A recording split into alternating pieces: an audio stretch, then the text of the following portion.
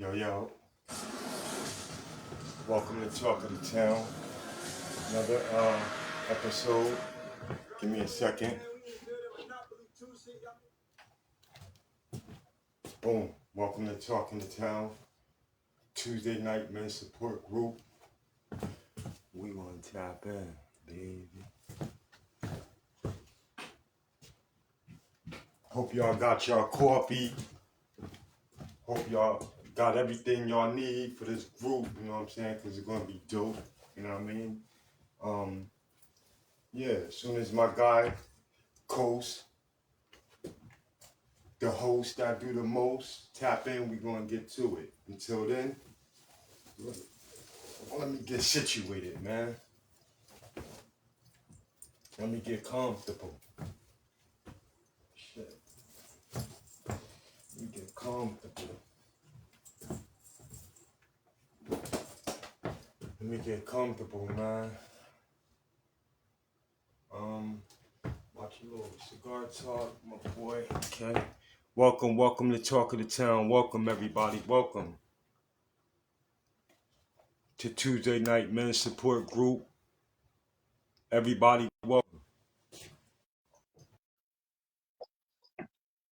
Everybody is welcome.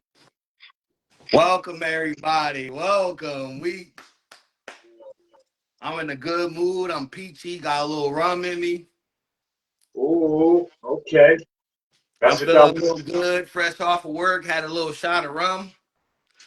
And Talking that's to what that town.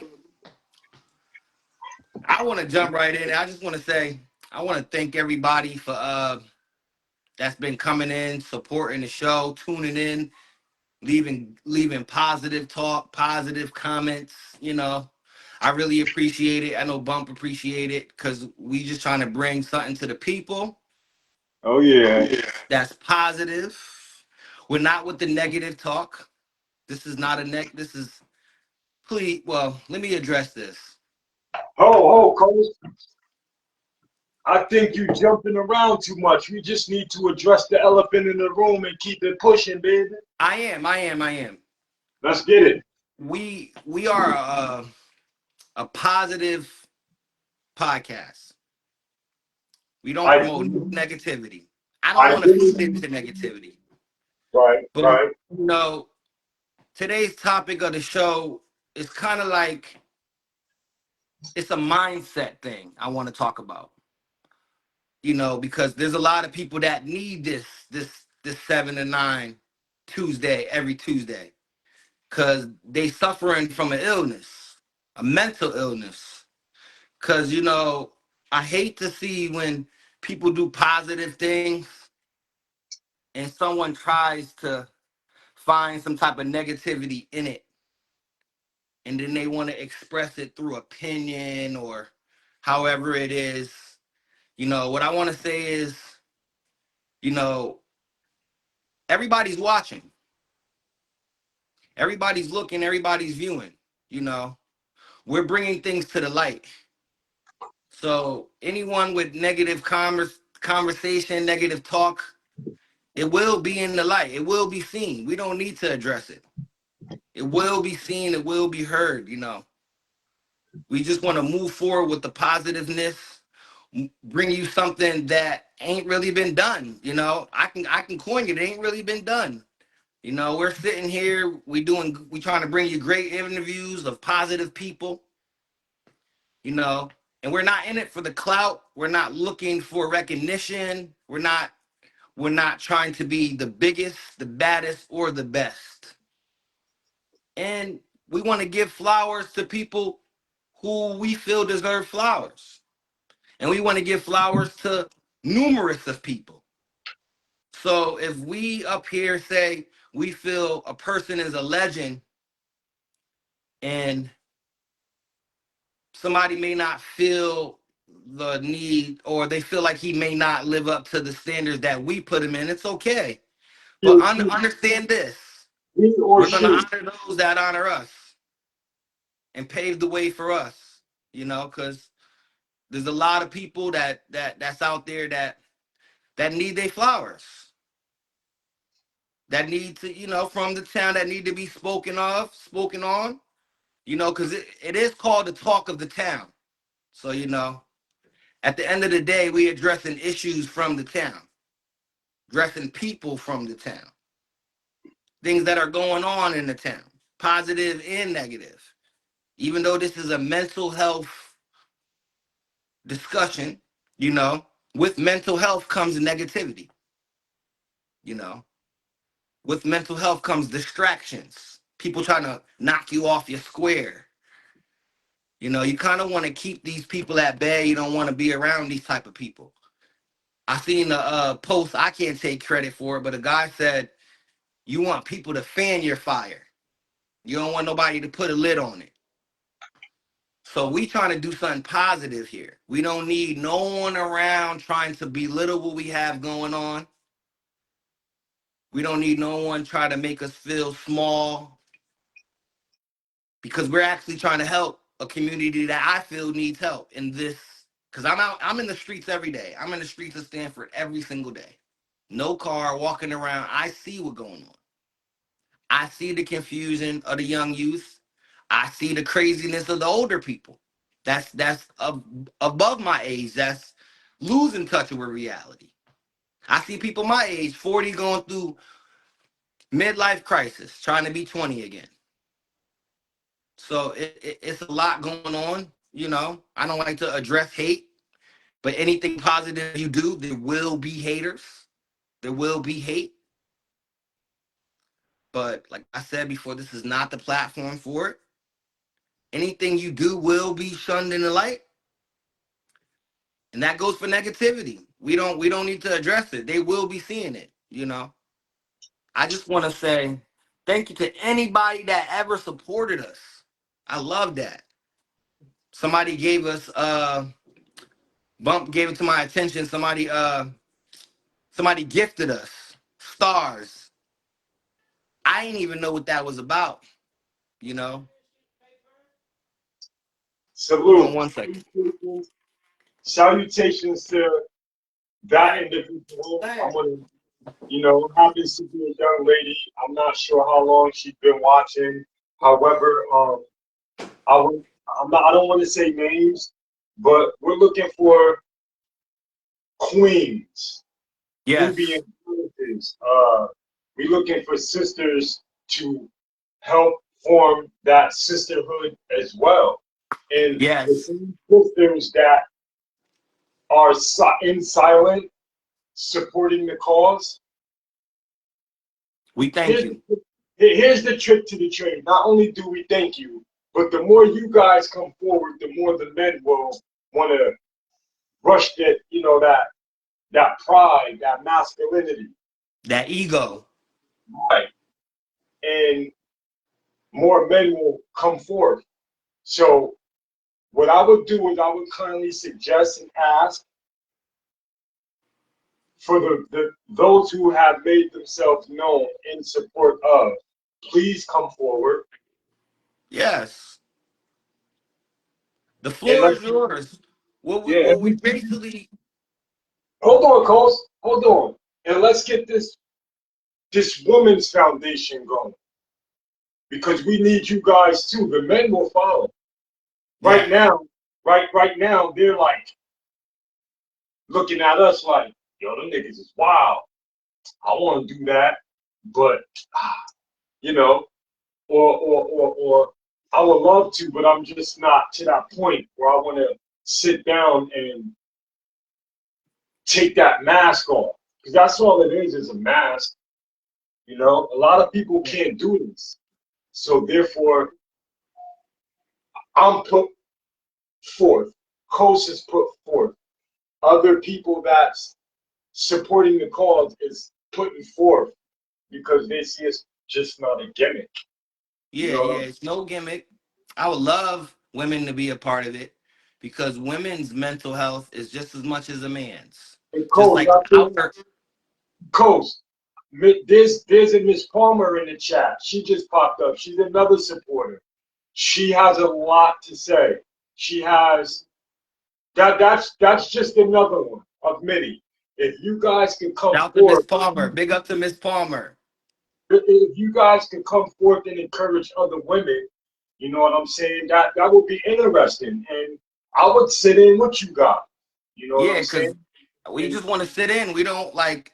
I feel like we need the same type of energy that we giving off, but we need it for the women because the young girls need the wisdom too.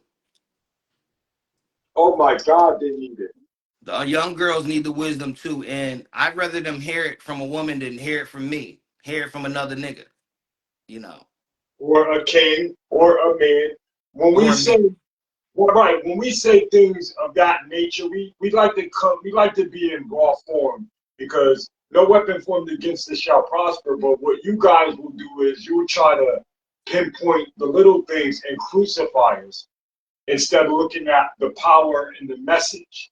The Yeah, message, power. You see what I'm saying? So when we in real form, we be like niggas, and because that's where we come from. We can't give it to y'all no other way.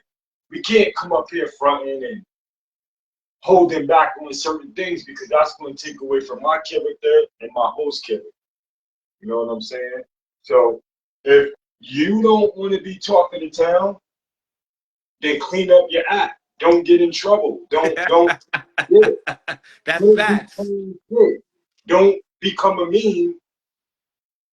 You understand what I'm saying? Don't and I'm not even going to say a meme because in Nah, actuality, nah, it's perfect. Don't become a meme because we're not gonna make the meme. We're not about yeah, making no memes, but they yeah, get the drift. we're gonna make the example.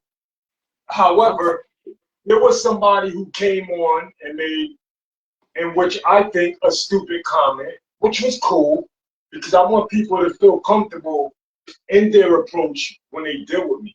Because Now, now with that being said, like, I want to like we got to always remember this, like me and you talk. The internet is a wild place. They wouldn't have a comment section there if they didn't want people to say what they want to say. But I just want people to realize that know what you're commenting. This is a positive place. So what, so what, know so know that there's like-minded people watching. So you're not only offending us, you're offending them. You're offending aunts and uncles and grandmas and brothers and kids. Just be mindful of that. You know, be mindful because we're not into clout. We're not gonna address things as far as directly because there's nothing really to address. We're going to keep it positive. We stay forward. We're going to understand that every comment ain't going to be a good comment.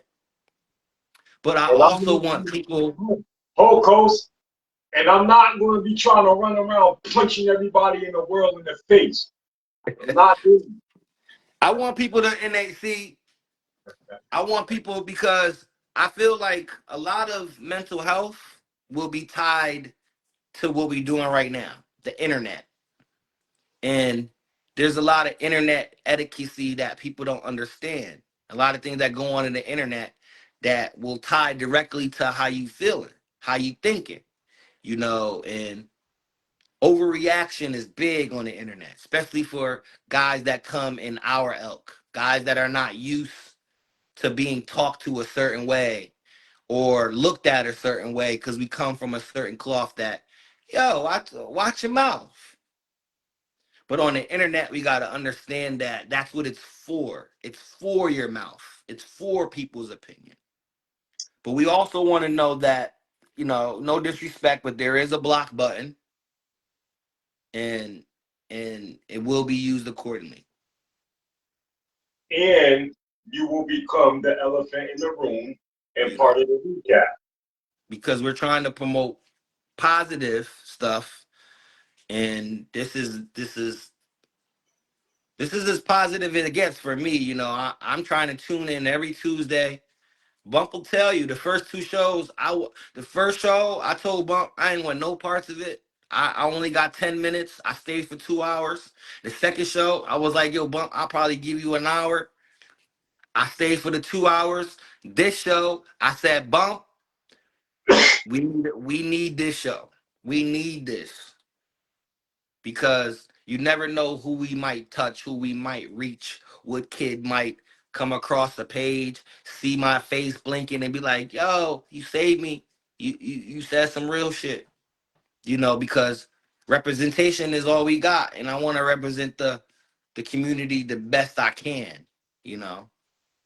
I don't want to be one of these guys out here that's making the community look bad, because this is the community. We come from a community, and as much as you can do good in the streets and do good in the world, you can get on the internet and make us look like a fool. And that's what a lot of people do. A lot of people can't wait to get to the internet to make themselves and their family look like fools.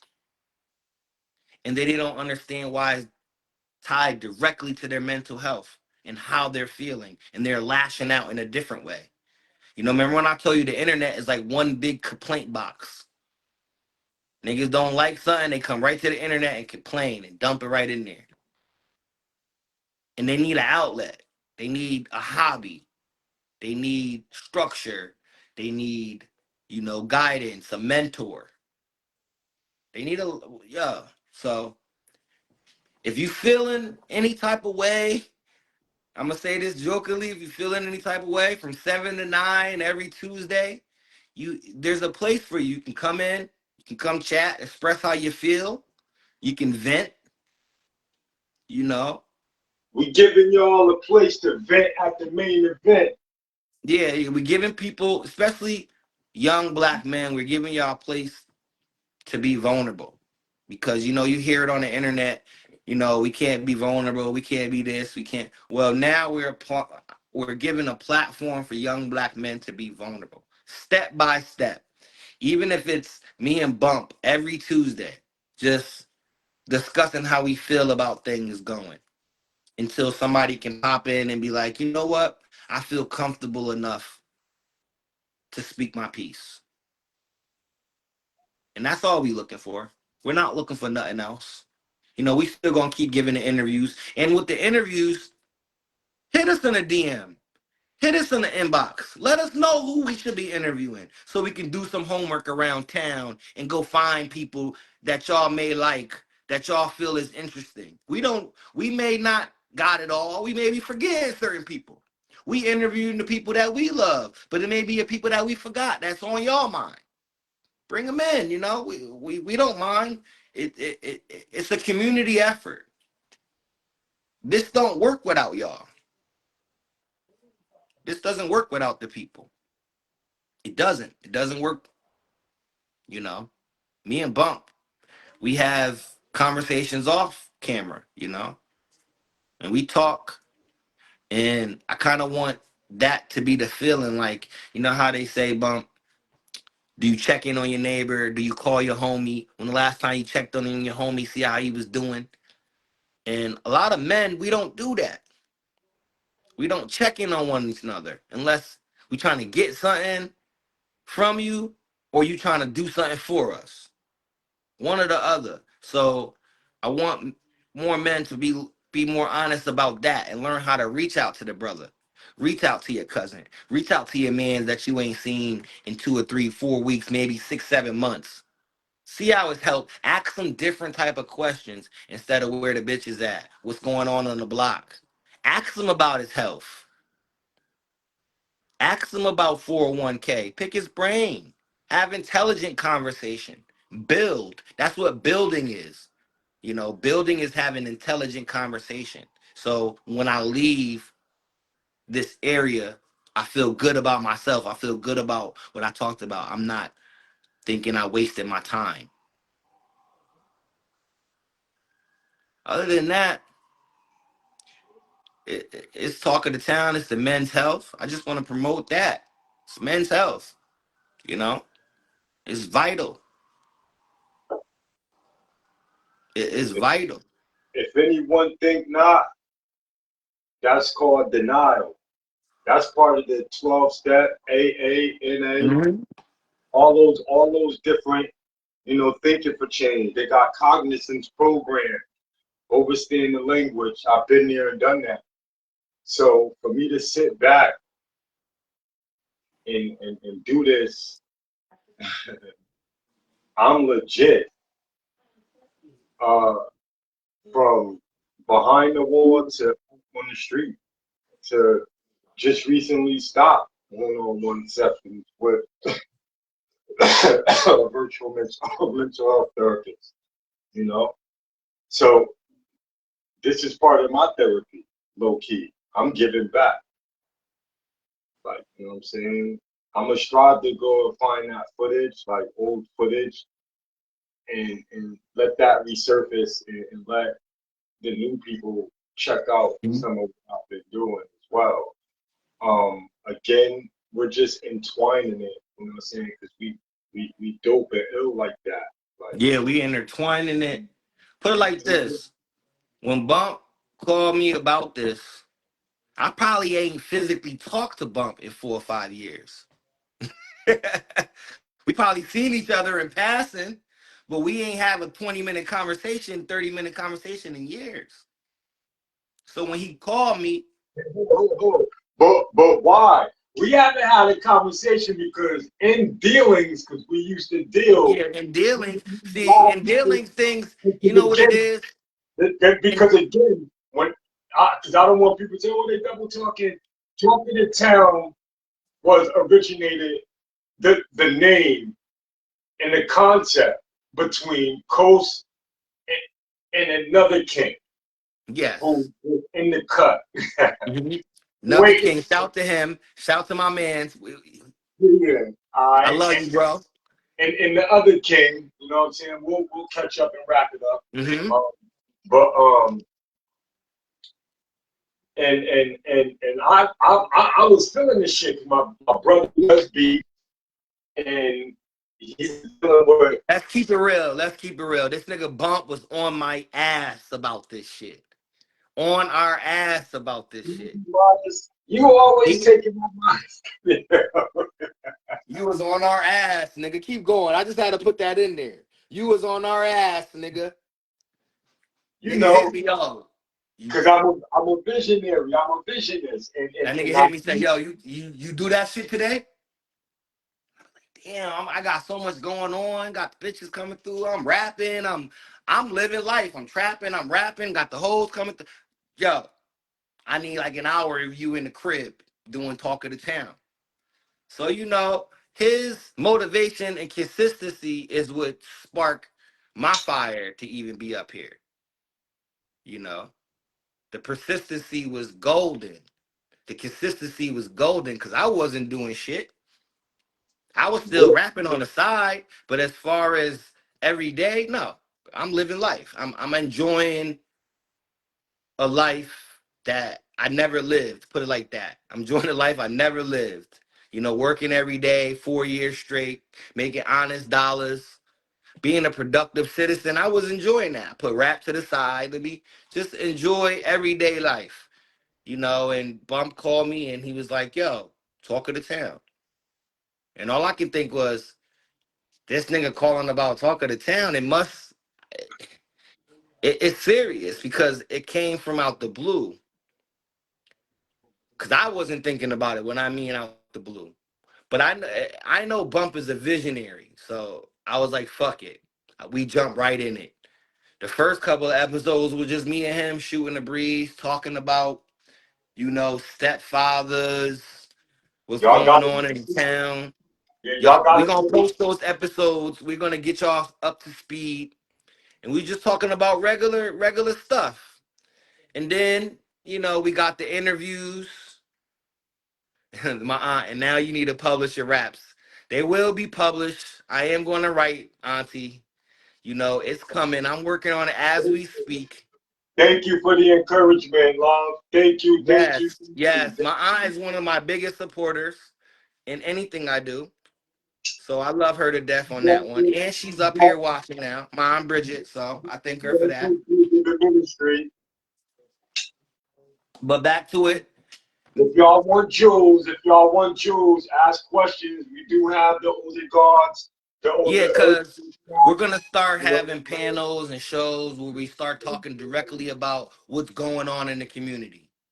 Definitely. Meaning what's what's affecting the community directly, you know, outside of, you know, I'm talking about was directly affecting Richmond Hill, was directly affecting what we see when we go outside our doors, Yeah. you know, was directly affecting West Main Street or Spruce Street or, you know, East Main Street or Custer Street. What is directly affecting the youth? What do we need to change? What do we need to get rid of? What are things we're holding on as a community that we need to get rid of first?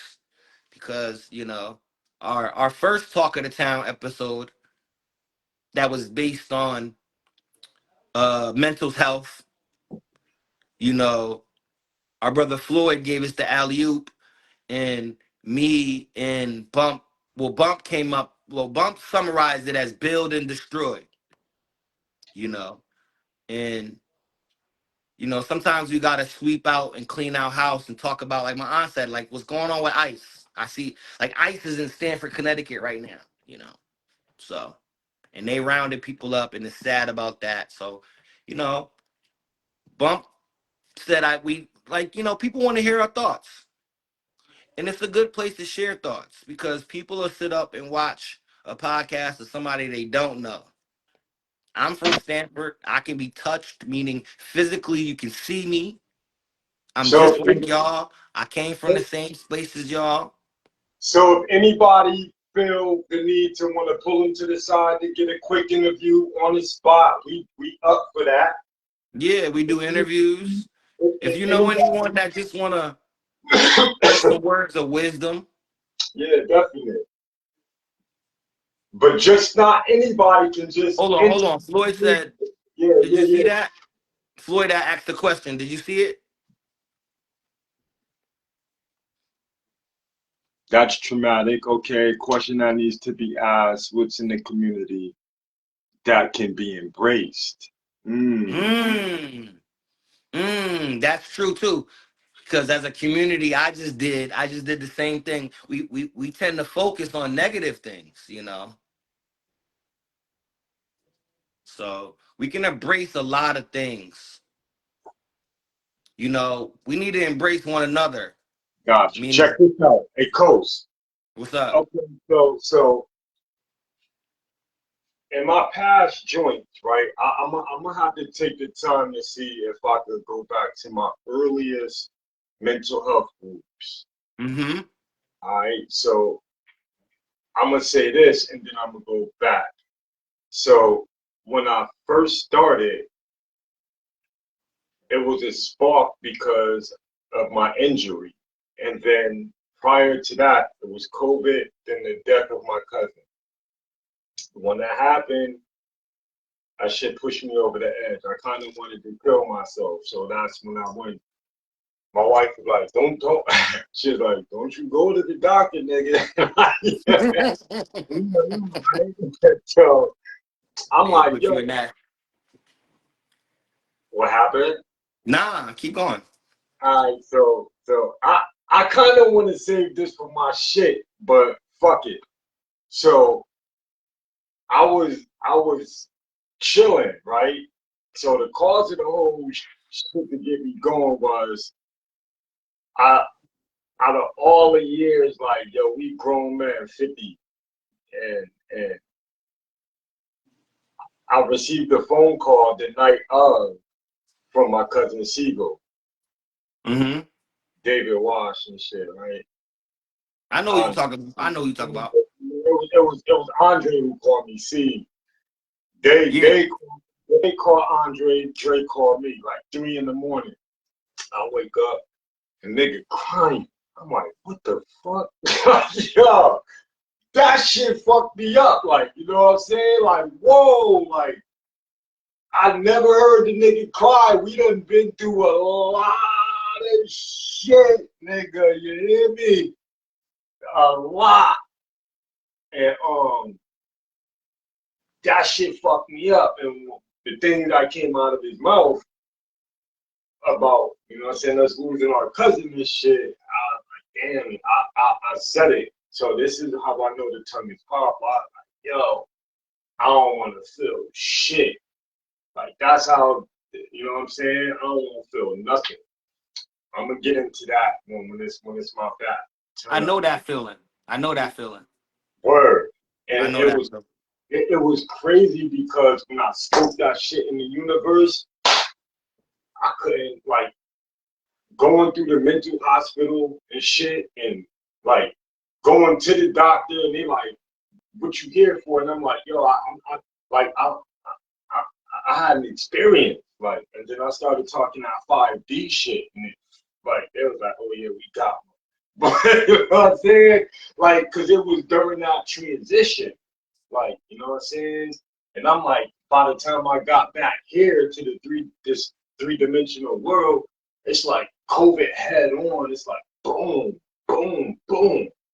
So long story short, I really like the financially and all that. I didn't go through what a lot of you guys went through, right? You know what I'm saying? It's crazy, like the spiritual plane is crazy, but let me just stick to the task and shit. So when you know what I'm saying, like I went to the doctor or to the hospital, boom, next thing you know, all these big niggas come in the room and shit, like, yo, you know, the needle, like, right there. You know what I'm saying? I'm like, yo, hold up, like, I ain't want all of this shit. So by the time it was over, my wife like, I told you, like, you know what I'm saying? So, you know what I'm saying? Like, so when I said I didn't want to feel, like literally, I couldn't mourn or like deal with the fact of yo, I just lost my cousin because I'm in a whole another asylum now. Understand the words I'm using. You Yeah, know how yeah. So yeah, your mind is in a different world, bro. yeah, Wayne and the Wayne. thing, yeah, that asylum is crazy. Like, yo, whoa, I want to get into that too. You know what I'm saying? Not tonight, but Mhm. yeah. So I had to go through a transition. So it took me a very long while to mourn him, you know, because of how far gone in a dark spot or an island or whatever you want to call it, like, you know what I'm saying?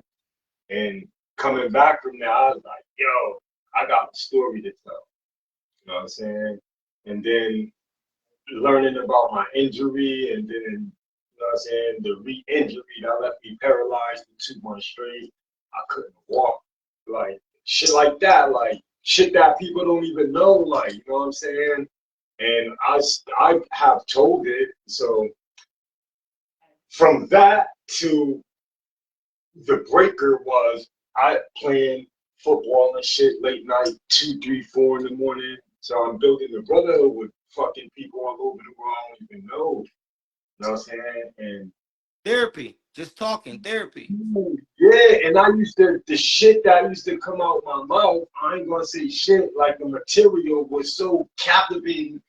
I had the whole chat. So dudes used to be like, let me see what this nigga talking about on this mental health shit. So they used to tap in, like, you know what I'm saying? And then there was a dude I met.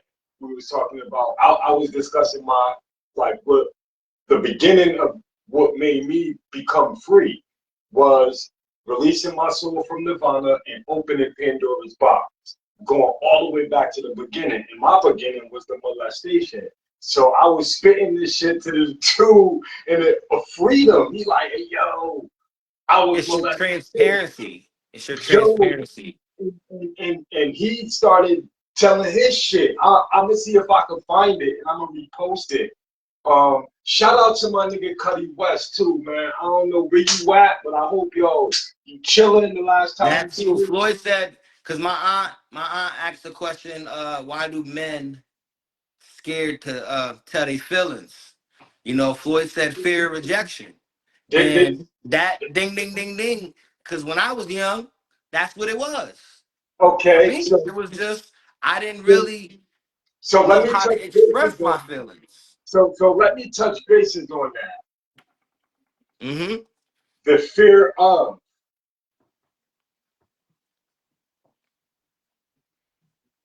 the most powerful inferiority to a man is the X. It's that we fear the unknown. Mm-hmm. So like Floyd said, the X is it's the representation that it's unknown. The So if limbo. right, if we don't know what the fuck is gonna happen, or you know what I'm saying, how okay, let me see if I do this. How would I be accepted? How would they you know what I'm saying? So I kind of fear that. So I get I get that. what you're saying. I get what you're saying. The I unknown. definitely I get what you're saying because it reminds me of how I hear a lot of men when they talk about love. They scared of it because it's a weird feeling. They're not used to it. The unknown, like you were saying, it's kind of like whoa. But see, with me, it's the rejection part. It because it's kind of like a lot of my feelings that I had to overcome. It dealt with a lot of family, so it's right. hard as a youngster or even a teenager. It was hard for me to express my feelings to those people because I didn't want to be judged. Like my aunt just said, she took the words out of my mouth. I fear being judged by the ones I love. I don't care about no one else. As a youngster, I fear being judged by the ones I love. So it was better for me to keep things in and just be like, you know what? It don't bother me that much because as long as nothing outside of that don't affect me, I'm good. But as I got older, that built resentment. In my teenage years, I had resentment for family. Just resentment because it was a lot of unanswered questions because I didn't express my feelings. I think if I would express my feelings earlier, some of those questions could have got answered. Some things could have got answered. I would have never found out as an adult. But I'm thankful for that. But it's the fear of rejection. It weighs heavy. It weighs heavy, especially from somebody that you admire or somebody that you love, and you're coming to them with your problems, and they may be part of the problem too.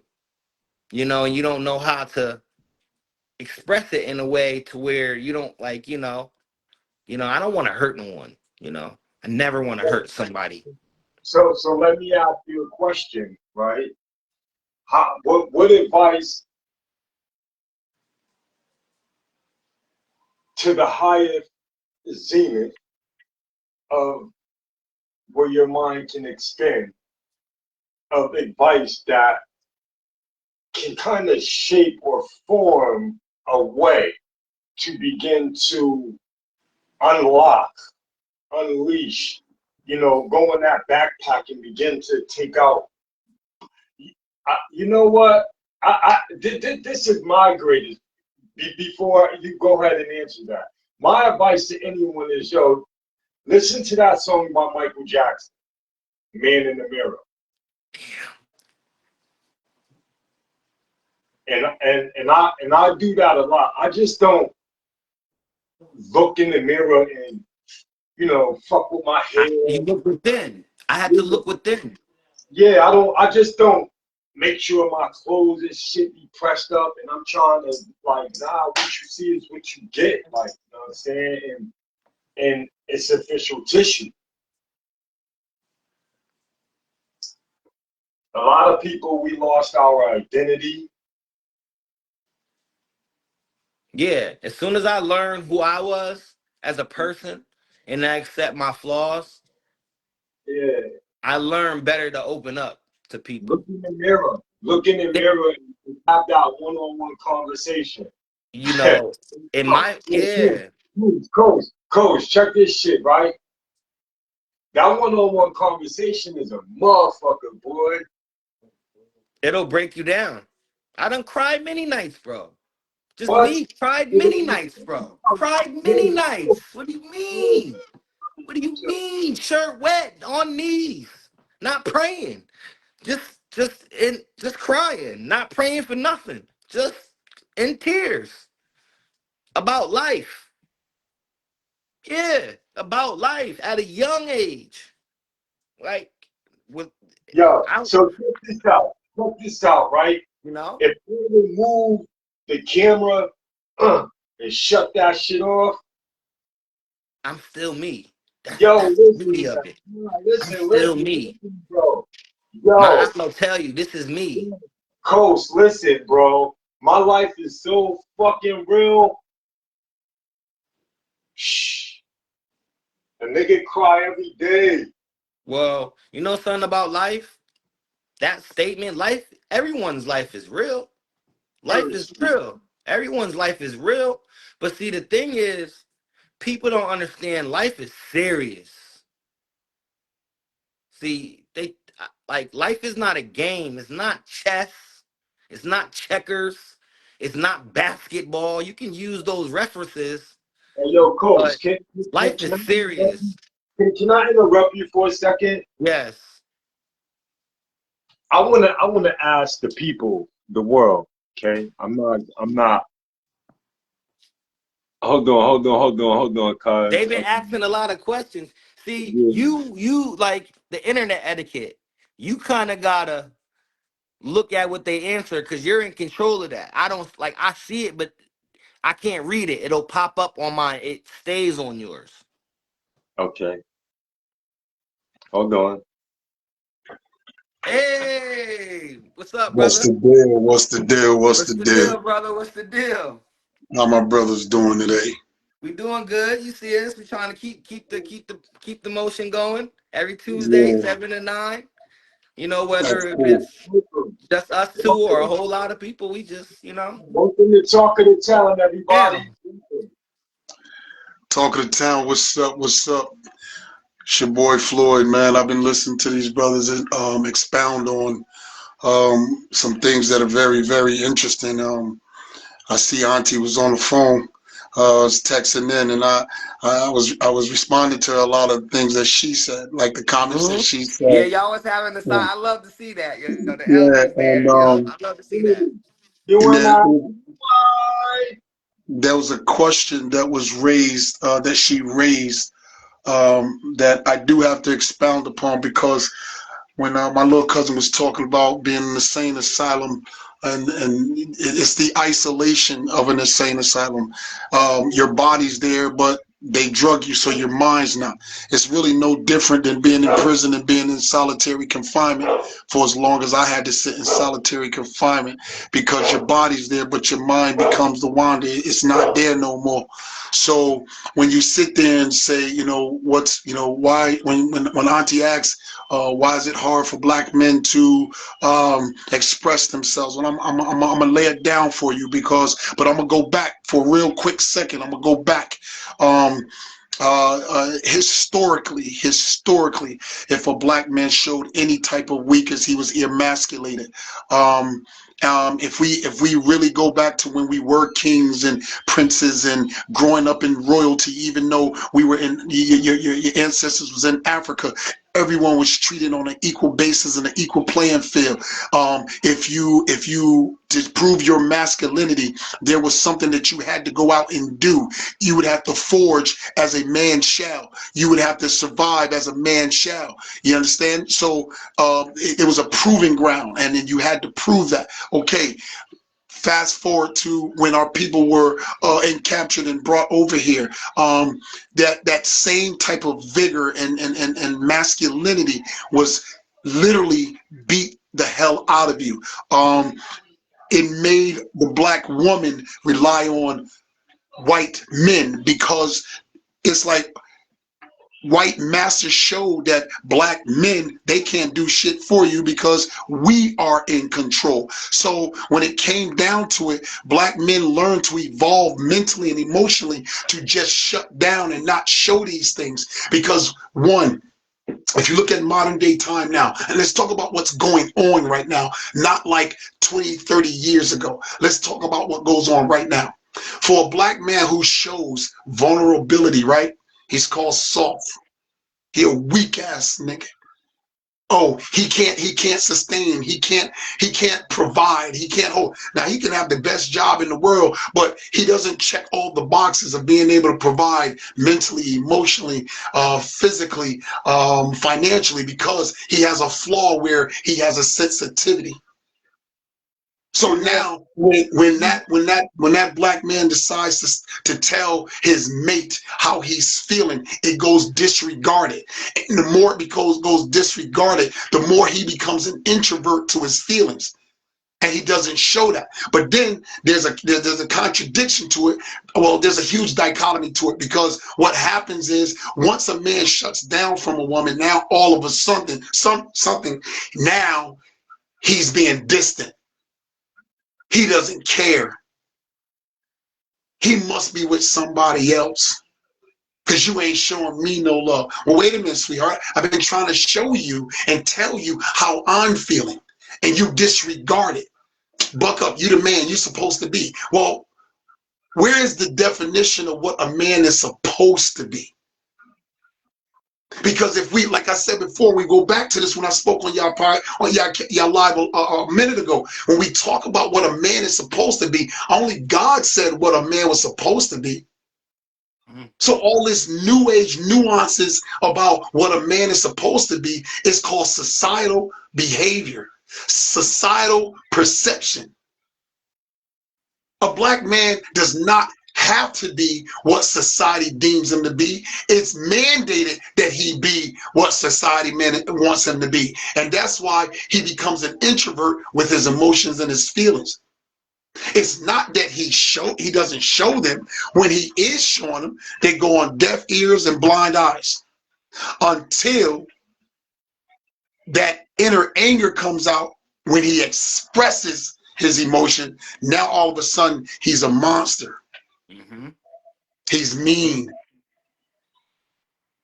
He's being demonized. He is being led by a bad spirit. I tell women all the time when I speak to women, because I speak in certain forms other than yours, but I speak in certain forms with women, and I try to tell them, if your man is going out here and he's trying to be the best man that he can be, then why, if he's doing the right things and you're not getting some quality time, automatically you accuse him of being with somebody else? Here's a man that calls you and tell you, hey, babe, how you doing today? Listen, I'm working this job, but when I get off this job, I'm going to run over and I'm going to do this job. I'll call you when I'm done. He videos you and shows you where he at. But when your emotions get a little prick in them, now all of a sudden you want to be nasty and you want to degrade him. And then when he shows emotion in the sensitive side, now he's a punk or a pussy. So that's why black men don't show their vulnerability side. And also when a black man shows his vulnerability side, like when he's not scared to cry, oh man, I think dude, he might be homo or something. He crying all the time. So I got a question. What do you think about suicidal or people that? I heard you say something about it. Can I reveal something that I've never revealed only to one person? About 2.5 months ago, I've been home. January 21st will be 5 years that I've been home. Anybody that knows me or been around me will tell you, they see me. I'm working. I started my own company. I'm hustling out here. I'm doing the right things. I'm doing the right things out here. I'm putting brothers on. I started with 10 people. I got 80 guys on my roster. I'm putting people on. I'm trying to do for everybody else. I'm trying to protect family and do for family and whatever. But check this though. I learned something about myself about 2.5 months ago when I went to a friend of mine and I got something from him and I loaded it. And I went in my bathroom. I took a nice shower and I put on the right clothes that I wanted to be found in. Read between the lines, because I was so overwhelmed about my life. I was so overwhelmed that I still felt like I was imprisoned in a free world. I was no longer behind concrete and steel, but I still, by not being able to feel like I'm breathing, I had a bout of depression that was serious, and I didn't express it because I didn't want to appear weak. Why you ain't called me, yo? Because that's an easy question to ask, but at the time, you don't see what anyone can say to you that will rectify how you're feeling at that moment in life. And I understand where you have to. Yo, that shit would have killed me, man. The fuck? I'm pretty sure it would have had you feeling really, really, but and I'm pretty sure there are other people that it would have had them feeling some kind of way. So, But it Brother got to the Floyd. point where you became so overwhelmed with, you know, with life. So, And Brother the Floyd, let me way, ask you this, not to cut you off. go But you for it. said you was there 2 months. So this is 2 months later. Okay, so How are you processing this? This is 2 months okay, later. I'm gonna So show that's you how what I'm we want to processing get it. to. How you I'm gonna processing it. Yeah. I'm gonna show you how I'm processing. I'm gonna go back to a question that your aunt a statement that your aunt made in the comments, and I answered it. Your aunt said in the comments that we don't owe anybody anything, Mhm. but that's not true. We actually do owe people. We owe people to be here because your life, even though God gave you an identity in your life does not belong to you. It belongs to a higher power that everything that you do, he shall get the glory from it. The reason why I'm here now and I'm better mentally because I ran into someone who I've known for so long. And one day I got a call. They said that he was thinking about suicide, that he was drinking himself to death. So I, coming home from work, tired as I don't know what, was led to go by his house. When And I all got to his house and I knocked on his door, he opened the door. A person he didn't expect to be at his door. He just broke down and started crying because he knew that I was there to listen. He knew I was there to assist in any way, shape, or form I can. I didn't talk to him on a day-to-day basis, month-to-month basis, week-to-week basis. But for me to show up at his house, I guess a prayer was answered that he asked. And when I was sitting there, talking to him, he had a plaque on the wall that said, thankful. It said, thankful. And I'm sitting there reading it, thankful. And I'm looking at it, what do I have to be depressed about? And what started going over in my mind is all the things that are not wrong with me. Mm. I'm thankful. Because whatever situation you have, whatever situation you find yourself in, it can be a lot worse. Now, don't get me wrong. I'm not saying there are emotional ties to how you're feeling. I'm not saying that. But what I'm saying is that when I weigh the pros and cons of my situation, if the pros outweigh the cons, then I need to thrive to try to find out how do I rectify it. If the cons outweigh the pros, I'm just like, man, this ain't bothering me. I'm not gonna let it. And as I sat there and talked to him for almost 2.5 hours, I realized that my circumstances weren't as grave as they were supposed to be. So I took that thing that I borrowed back to my guy, and I said, thank you, but no thank you. Mm. You know what he said to me? He said, I knew you were stronger than that when I gave it to you. That's why I didn't have a problem with giving it to you. I like that. We're at a junction in life where society, environmental, is weighing on us because we're allowing it to. We're allowing the ails of the world to weigh on us. And we don't have to.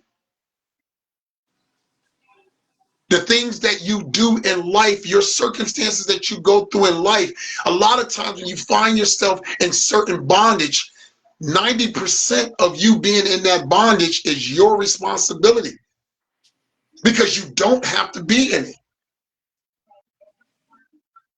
We get to a point where, like Bump said, it's therapeutic for him to sit down and talk to someone. It's therapeutic for him to have his hobbies. And for you, it's therapeutic for you to sit down and do the right things in life opposed to the wrong. It's therapeutic for you to sit down and write your music. People just have to find out what their outlet is that's positive, that outweighs the negative that tries to fall on their shoulders. Facts. And so when we get to a point like Talk of the Town and a platform that people can release some stress without judgment, that's when optimism is at its height. That people can get better, that people can share, that people can love on each other without judgment. And it's a safe space because, and this is what makes it a safe space. This is what's crazy. Normally, if someone comes to Coast and they tells Coast like, yeah, Coast, I've been going through this, that, and the third, man, and I don't know how I'm going to deal. I got this, I got a problem with my manhood or something like that. In the back of his mind, he trusted Coast enough to reveal that. But in the back of his mind, like, damn, I hope Coast don't tell nobody. Mm-hmm. On the Talk of the Town, you are willingly exposing yourself, being vulnerable to expose yourself, whereas you don't have those apprehensions that your secret would get out. Because once you release that burden verbally in the atmosphere, then it no longer has a stronghold over you. It's no longer a secret. It's no longer bondage. It's out there. You spoke it. Now you've taken the power from it. You've taken the power from it. And when Bump talks about Lil Cuz passing away, the way I found out our cousin passed away, we were on lockdown for almost 2 weeks. Something told me to make a phone call home because it was COVID and they wasn't letting us make phone calls. Then one day the warden came in and was like, let them make phone calls 2 hours apart. So one row would make phone calls, they'd shut it down, have the cleaning crew come and clean the phones and everything that was out, then they let another side down. Coincidentally, my side was the last side. When I got on the phone, I just wanted to call and find out how my family was. It's COVID. All of a sudden, my wife says, honey, I got something to tell you. And immediately I'm like, just tell me, don't. She says, Sean is gone. Now, my son's name is Sean too. But she wasn't boo-hooing, so I know it wasn't my son. No. So she was like, your cousin Sean passed away. And I became so weak in my body and in my legs because he literally was physically the strongest guy I knew. And I had to go back to a cell and sit in a cell and contemplate that. Vision in his face. And then once I did that, it was a contemplation like, who's next? It's COVID. It's killing a lot of people. Who's next? So mentally, I was screwed in a way. Because there is no outlet when you're locked in a cell and people are dying around you. 16 people died in the pod that I was in. One dude, one cell removed from me, a guy named Gordon, he died. And I spoke to this man every day.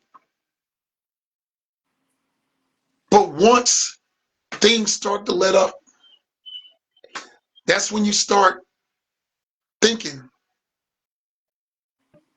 about being thankful for what's not wrong in your life. Mm-hmm. That makes perfect sense. I got a guy right now who we cool with, we all know. This dude driving over 100-something miles an hour was thrown 180 feet in an accident. Can barely walk now.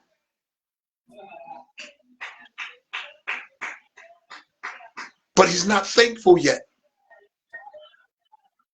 He's dwelling on it now, his mental health. People are trying to get his mental health healthy again. And I'm going to say this, and y'all might not believe me, but your mental health is healthy. It's healthy.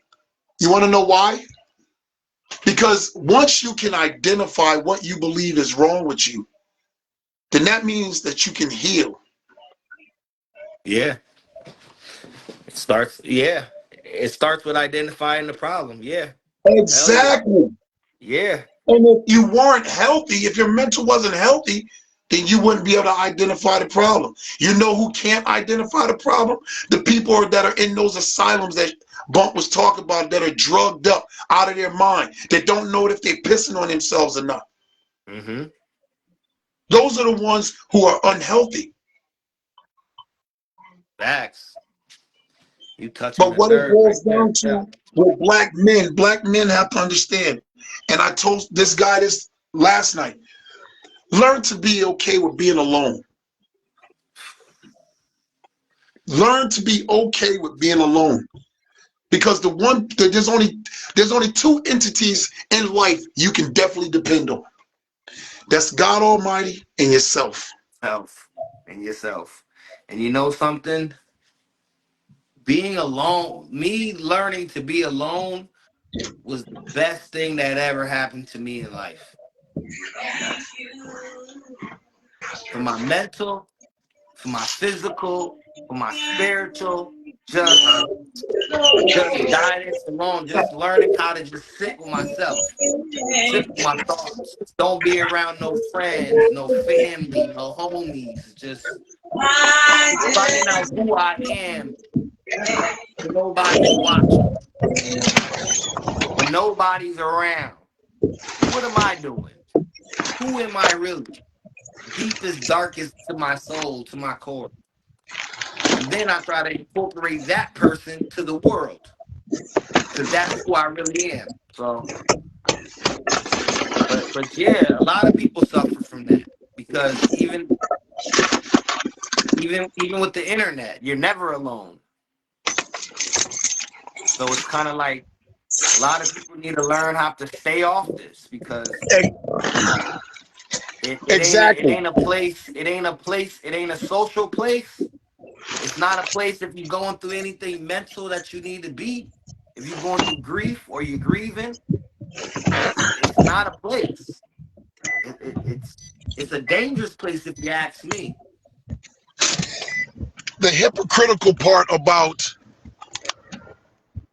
The hypocritical part about the internet Yes. and people that get on the internet is that you have a person that will get on the internet.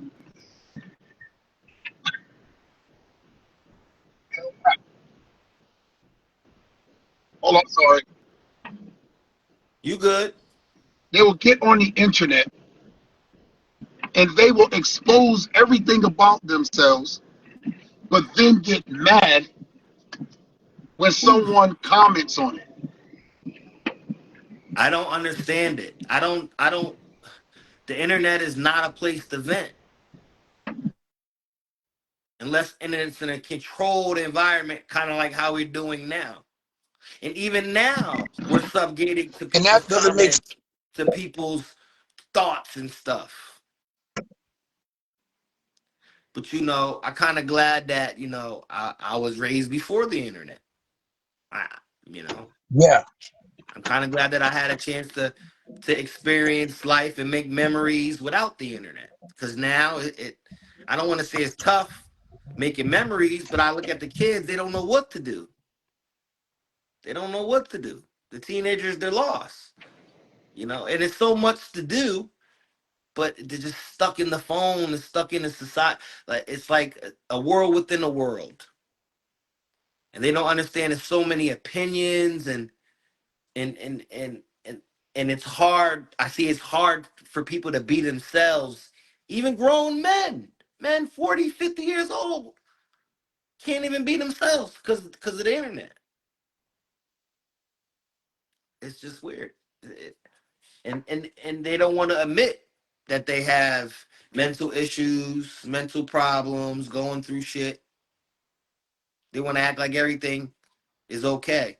They up here posting their lifestyle, and their life is shit. It's just, it's not good. Well, too much information. Yes, too much information for the children, Auntie. Yo, Bump, you good? Yeah, I'm Gucci. You sure, man? Having a moment? I'll let you have your moment. Nah, it's just you know, when he spoke on that, that's Mm-hmm. touching. Uh, Speak your feelings.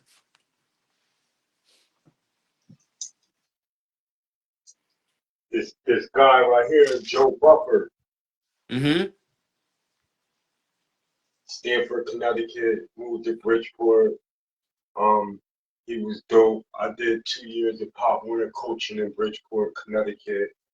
Um, he was very impactful, and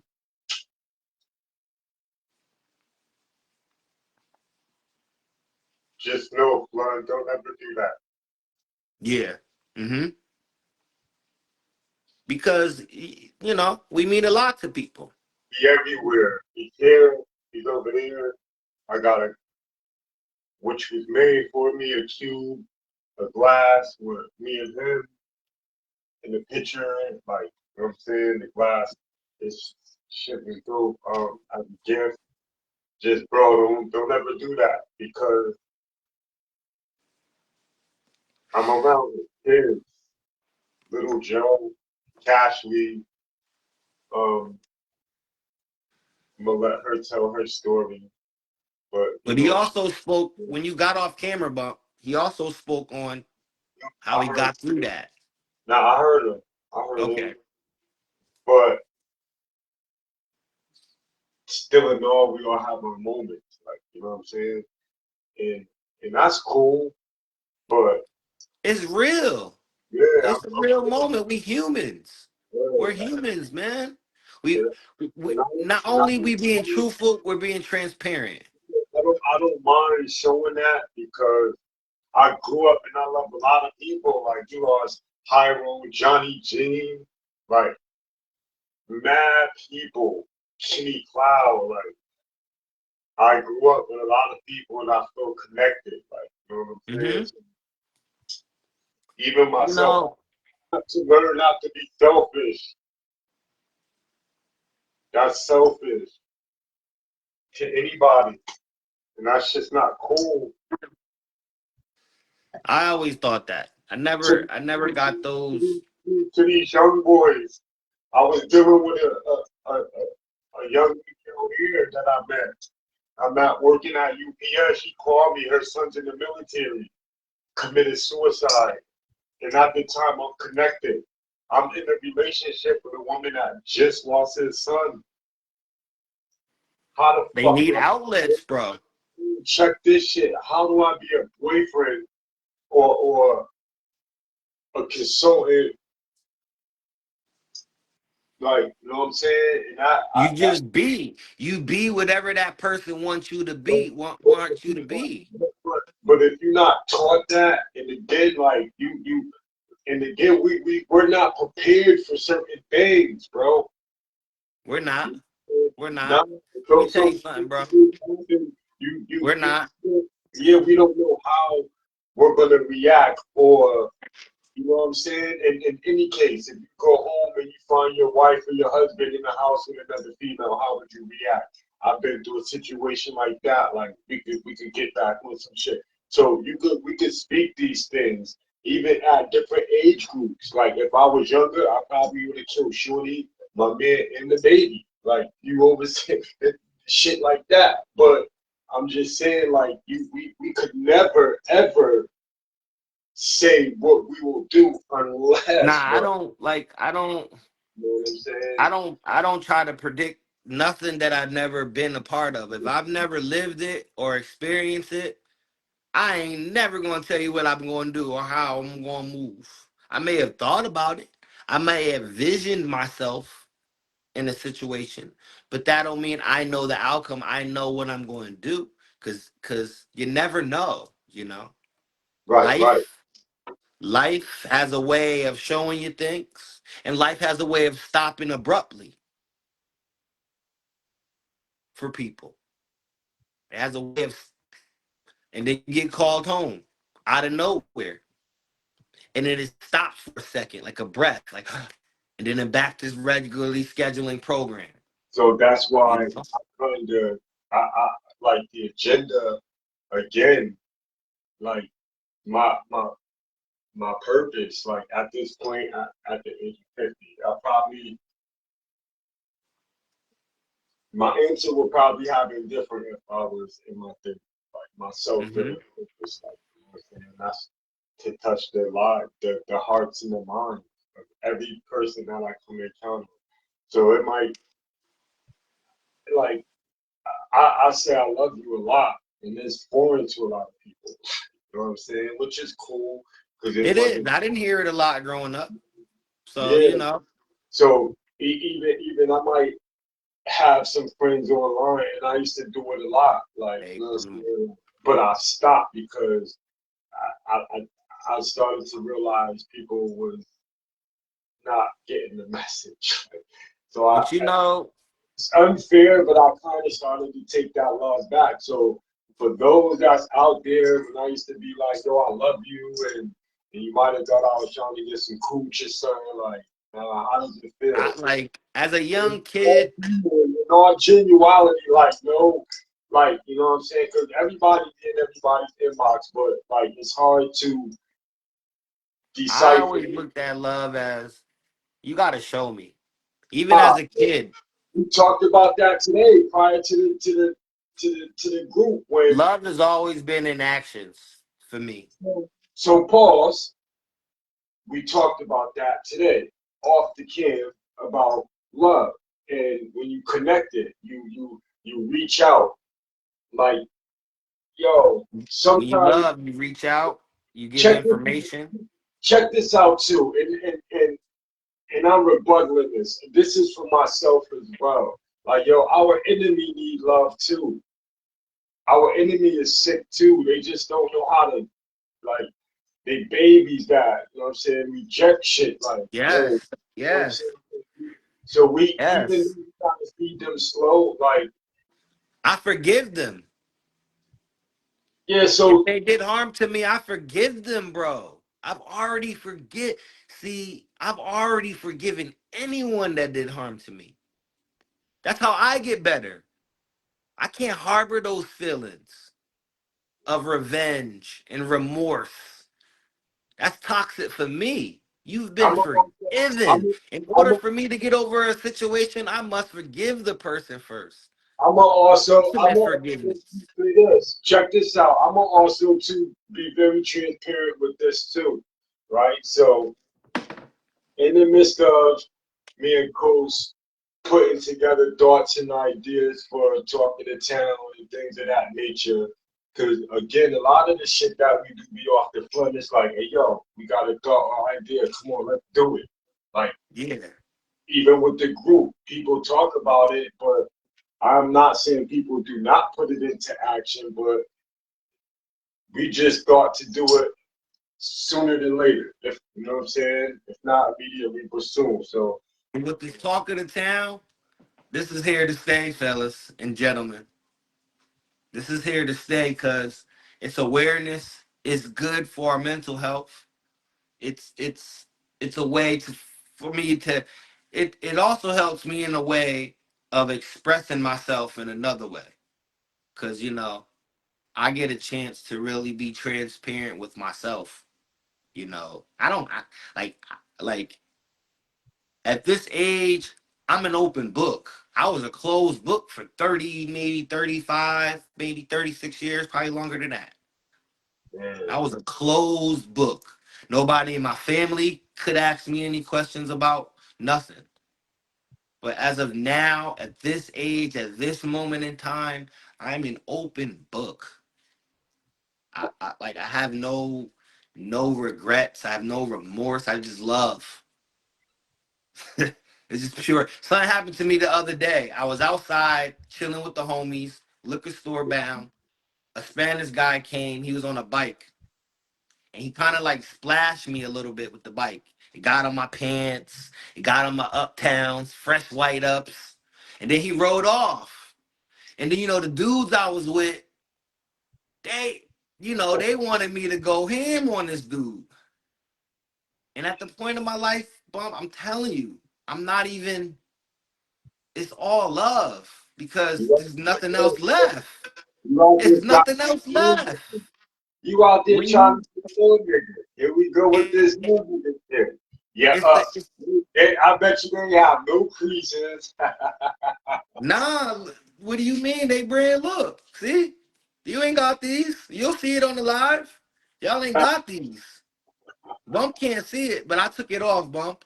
Let me tell you right now, since we talking about outfits, I'm in a I'm in a army fatigue bathrobe,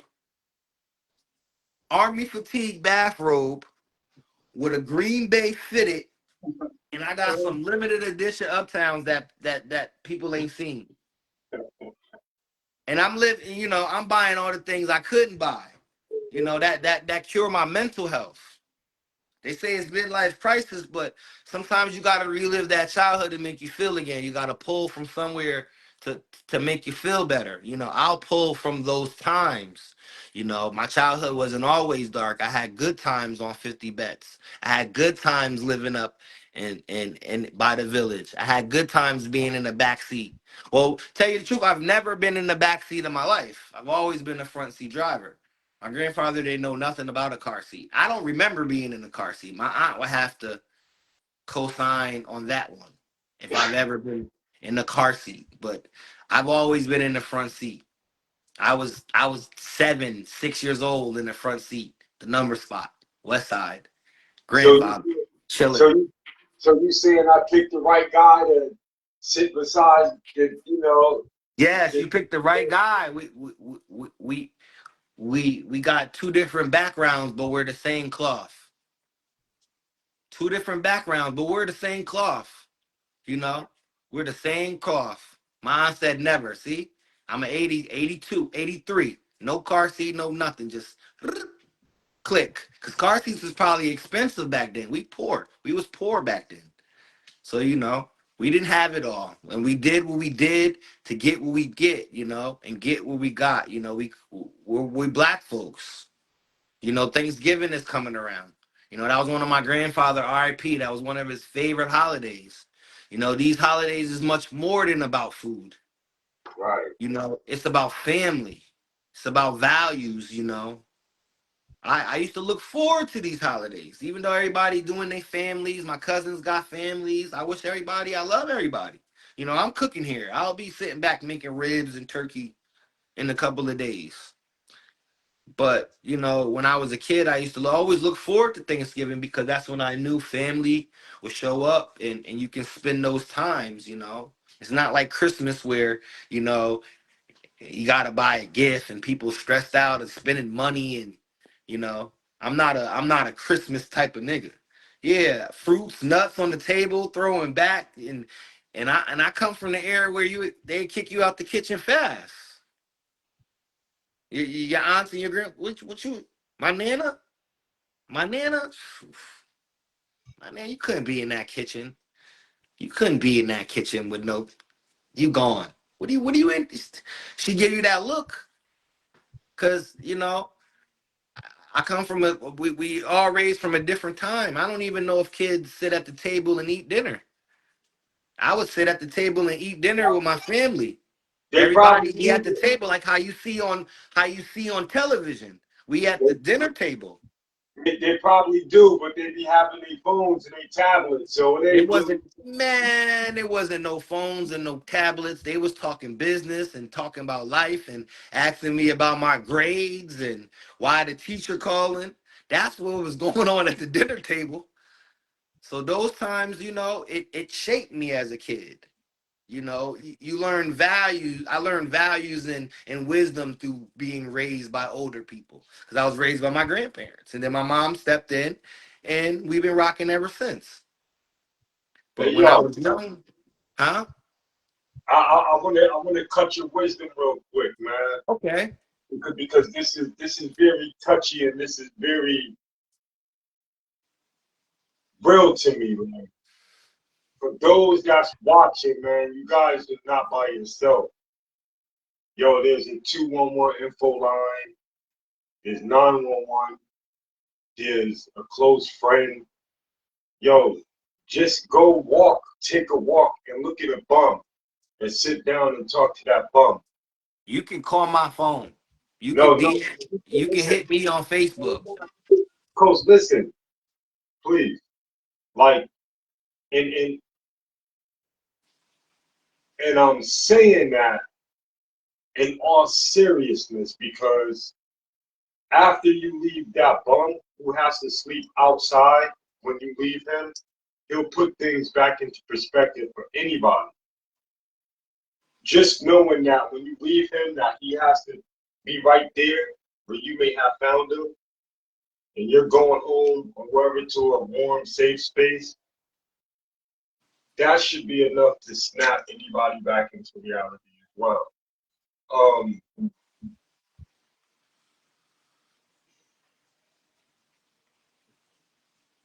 the higher power has put people, places, and things before us that we can read, touch, hear, feel, smell, to put things into perspective. It's us who wants to continue to wear this veil and have a hardened heart. And I was one, so I like to use I statement, who had a hardened heart, who wanted to still hold grudges and still have a, you know, stinking thinking, which they call it. I like that stinking thinking. Yeah, that's what they call it because what you, once that thought is sparked, you start thinking, you know what I'm saying? And then you become that thought when you think and you start putting things into action. You know what I'm saying? So stinking thinking, you know? So if we could reverse that, in which I have, and it took a lot of time and patience and practice. So in which when you guys, certain people, they might text me when I go live and I do my lingos, in which I haven't in a while. I've just been catching up and taking photos of what finished projects. You know, that's what I kind of put my energy around. You know what I'm saying? And when I do that, I try to have patience to sit before you guys. Have patience in understanding the spiritual battle within this 3D realm. Um, Having the patience to deal with the situations, you know, with me not being as effective as I should in my kids' life, like my biological. Another spiritual battle. Um, when it comes to things of that nature, I like to say and use the serenity prayer, very short, strong, and calm. Um, and and I try to move effective off of that and understand my, again, my cause and my purpose. You know what I'm saying? So the more me and Coach, the host that do the most, as long as we did continue to sit here and build, man, you know, I think that'll be dope. And once again, people will get comfortable. They You know, already comfortable, bump. you They know, already comfortable. We done had two different discussions. Floyd and my aunt had a whole discussion. They brought life to the show. I'm thankful for them. I'm thankful for everybody watching. I'm thankful for you. yes. Thankful I'm for you just being a big bro to me and giving me the confidence as far as consistency goes on this shit and thinking about it more and thinking like, yeah, we gotta talk of the town, talk of the town. Cause it's like I called was telling you, you it's know, called leading by example, bro. yeah. Mm-hmm. Like like not only with you, a lot of other people fucking with it too because Yeah. they know like for the new people that is just tapping in, I just snatched Coast up and so originally my thing was mental health. Yeah, cause what I tell you on the first show, what I That's tell you, that was something that I had to introduce into Coast and and being creative. But the mental health thing I was doing, This is his thing. I got years of not only This with is talking now, but my own thing with the mental health as well. this So, is his thing. So it's like me met, can talk to the town is a music platform, but we but kind understand it's more than just music. yeah, The, but we Talk kind of the of Town was started. I just wanted to bring light to we people who just are doing informed cool things we from the just town. informed right. So if anybody we might have an interview, we might do some music Yeah, shit for meaning you. like Yeah, we like we might interview a rapper. I want to interview the best. Who's the best barber? I want to interview him. How'd you start? You know, Mike Valentine. I remember he cut my hair when I was like 14, 15 years old. Now he had a barbershop, he had a school. So it's stuff like that. People are doing things in the town. I always wanted to shed light on people who are doing things in the town. yeah. When Bump said the mental health thing, you know, I had a little pushback because, I'm real skeptical about, you know, I was being negative. Let's just, in so many words, I was being negative. But all right, Let's just put it like that. so In you so many words, I was being negative. tell the whole shit, because you might as well throw a little bit of the wrap up in it. Tell the whole shit. Yeah, You was yeah. negative, and I was So I what? was being negative, and I told Bump, I'm only gonna be on here for like 30 minutes. I don't really need mental health. And I done been through a lot. I told him I done been through a lot, but I felt like at that point I don't really have much to offer. So we Yo, I'm start. sitting So back. I I'm joined. sitting So I'm back. on the show now, and it's going good. I'm Shout sitting out back. to my boy. Like, man, listen to this little motherfucker. He all fucked up mentally. He don't even know what he's talking about. So now the show going good because He it's be like y'all. you gotta but let's backtrack to what I was saying from before, Bump. You gotta realize something I said before. Good. I I'm at peace with who I am and what Yeah. I've been through. Nah. Right. So when I say my mental health is straight, that's what I mean. It's kind of like I have to get used to understanding that telling my story helps someone else. I have to get used to that. I'm not used to that. Like when I So, was younger, I always thought like, how is this nigga life gonna help me out? Like all right. nigga, I don't care about what he went through. So So as I another. got older, I have to understand the value in me telling my story. I didn't Okay. see value in that. Even up to the very first show. I'm still learning and seeing. My aunt always tell me, you need to tell your story. You need to tell your. I'm learning in the value of telling my story to others because I don't want to make it seem like I don't want to tell my story because I feel ashamed or no. It's just I don't I didn't really see the value of telling my story to others. It's like for what? Like what it like I never thought like what can you gain? But as I got older and I be around more people I can understand the growth. Like I'm growing as a man. I'm learning every day.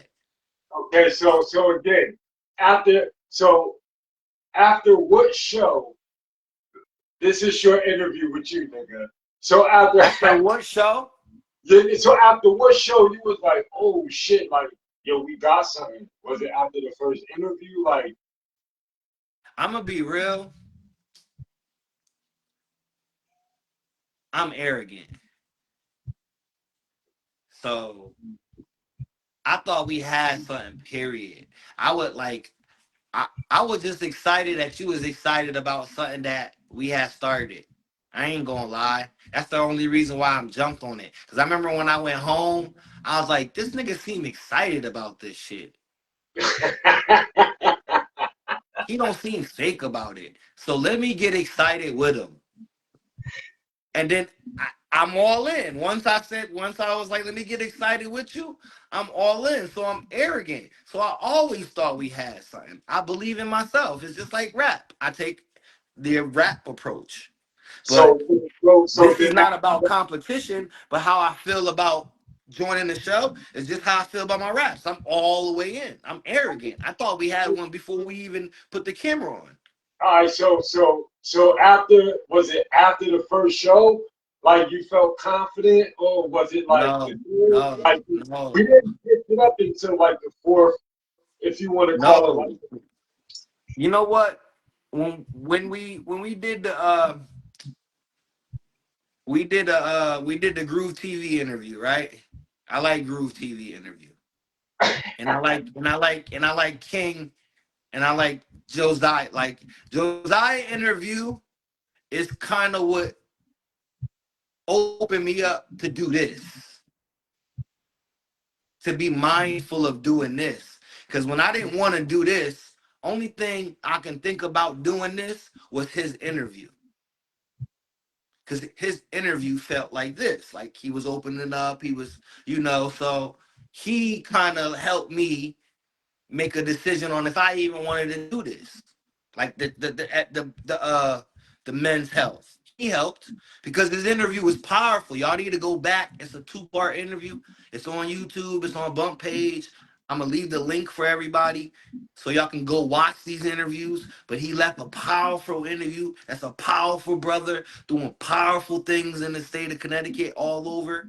Powerful stuff. Like, and he gave a good testament, and we need to bring him back so he can really, but he opened my eyes to, like, even what I was saying from before, telling your story, being like, I'm comfortable telling my story. Like I said, I just didn't understand the value in it, you know the value in telling others.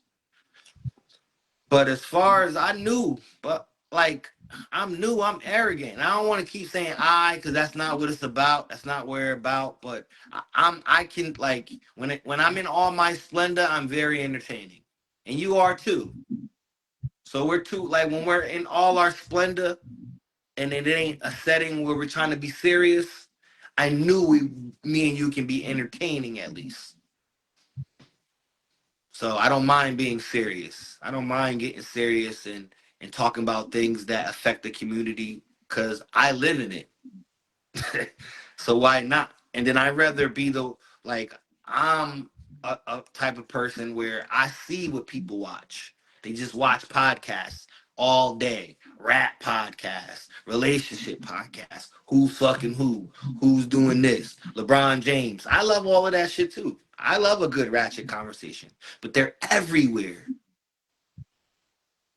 So why not take this in consideration when we do have our interviews and we bring somebody that you may have known your whole life, but you didn't know he did this or did that, or somebody you made admire or you looked up to you your whole life. That, yeah, I lived down the street from that guy my whole life. Why not? Like, and he can be a poet, a rapper. I don't care what it is. Bump laughing, but it's the truth. You know, there's people that's watching this show right now that probably that like through living in Stanford, they've known me their whole life. They've seen me through the town their whole life. We probably never really had too much interaction, but that's how the town works. That's how Stanford. This is a small knit community. You know. Hey, Coast, you got a robe on? Yeah, I got an army fatigue bathrobe, brother. Fucking hating. I don't like that. And that shit better have a hood. I can't see you. You gonna see it on the playback, brother. Army fatigue bathrobe. You know my fitted game is crazy. Anybody that know me know that I have all the fitteds. You I know, just brought the Green Bay out. I have you all know, the fitteds. Everyone. you know Oh, I'm a see, now he wanna look. Now he wanna join the club. and But as all far as the mental health awareness, you and know, all Wender, you a hater. Yo, see. I'm hating, you hating, and whoever else want to hate, we gonna hate together. But on a serious note, and all like This shit better have a hood, you little nigga.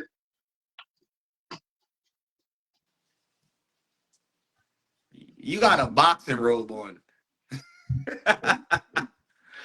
You look like Tommy Hearns.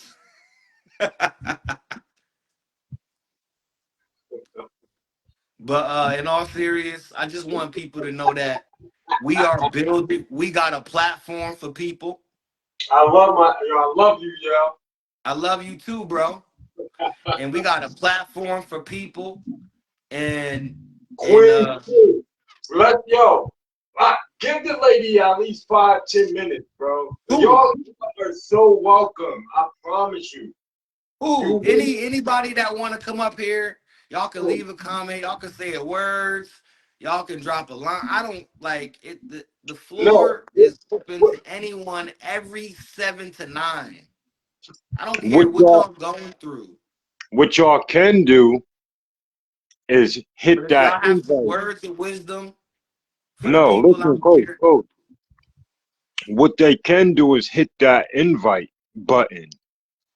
And when y'all come on, I'ma shut up and yeah, let yeah, we both shut up.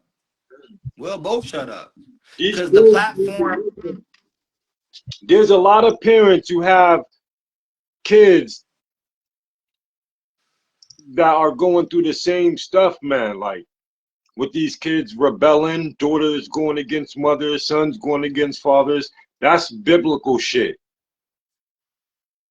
You know what I'm saying? So each one teach one. We got to come together and start rebuilding those villages and stop looking at like everything so negative.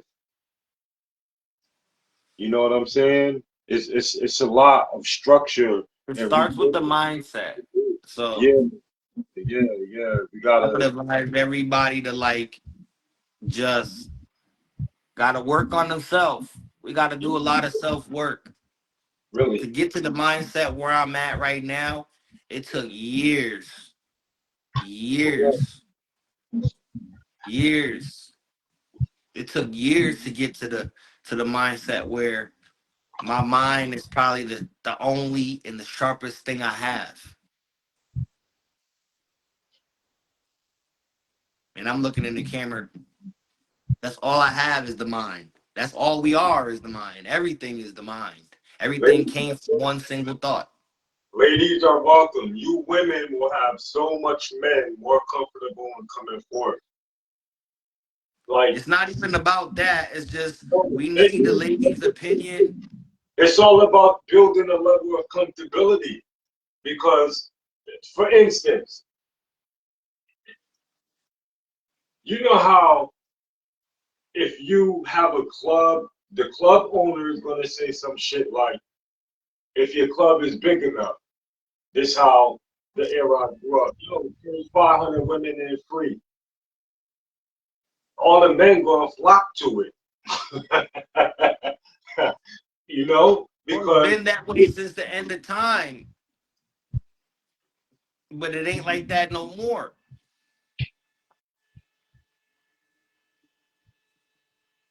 there I are some remember when there was a time when all the women was free before 10 and 11.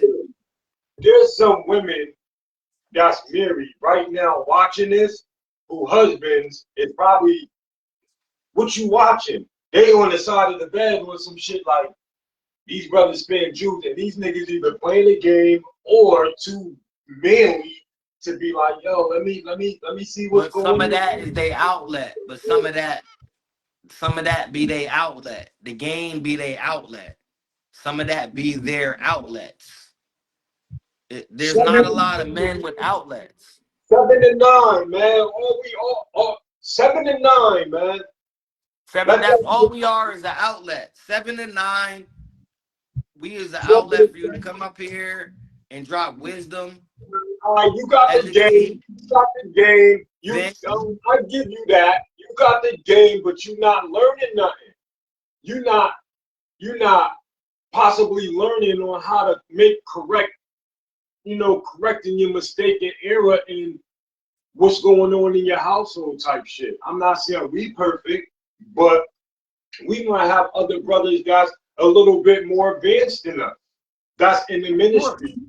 You know what I'm saying? In which, again, we're learning. So without you guys, I just shut up when they talk. Yeah.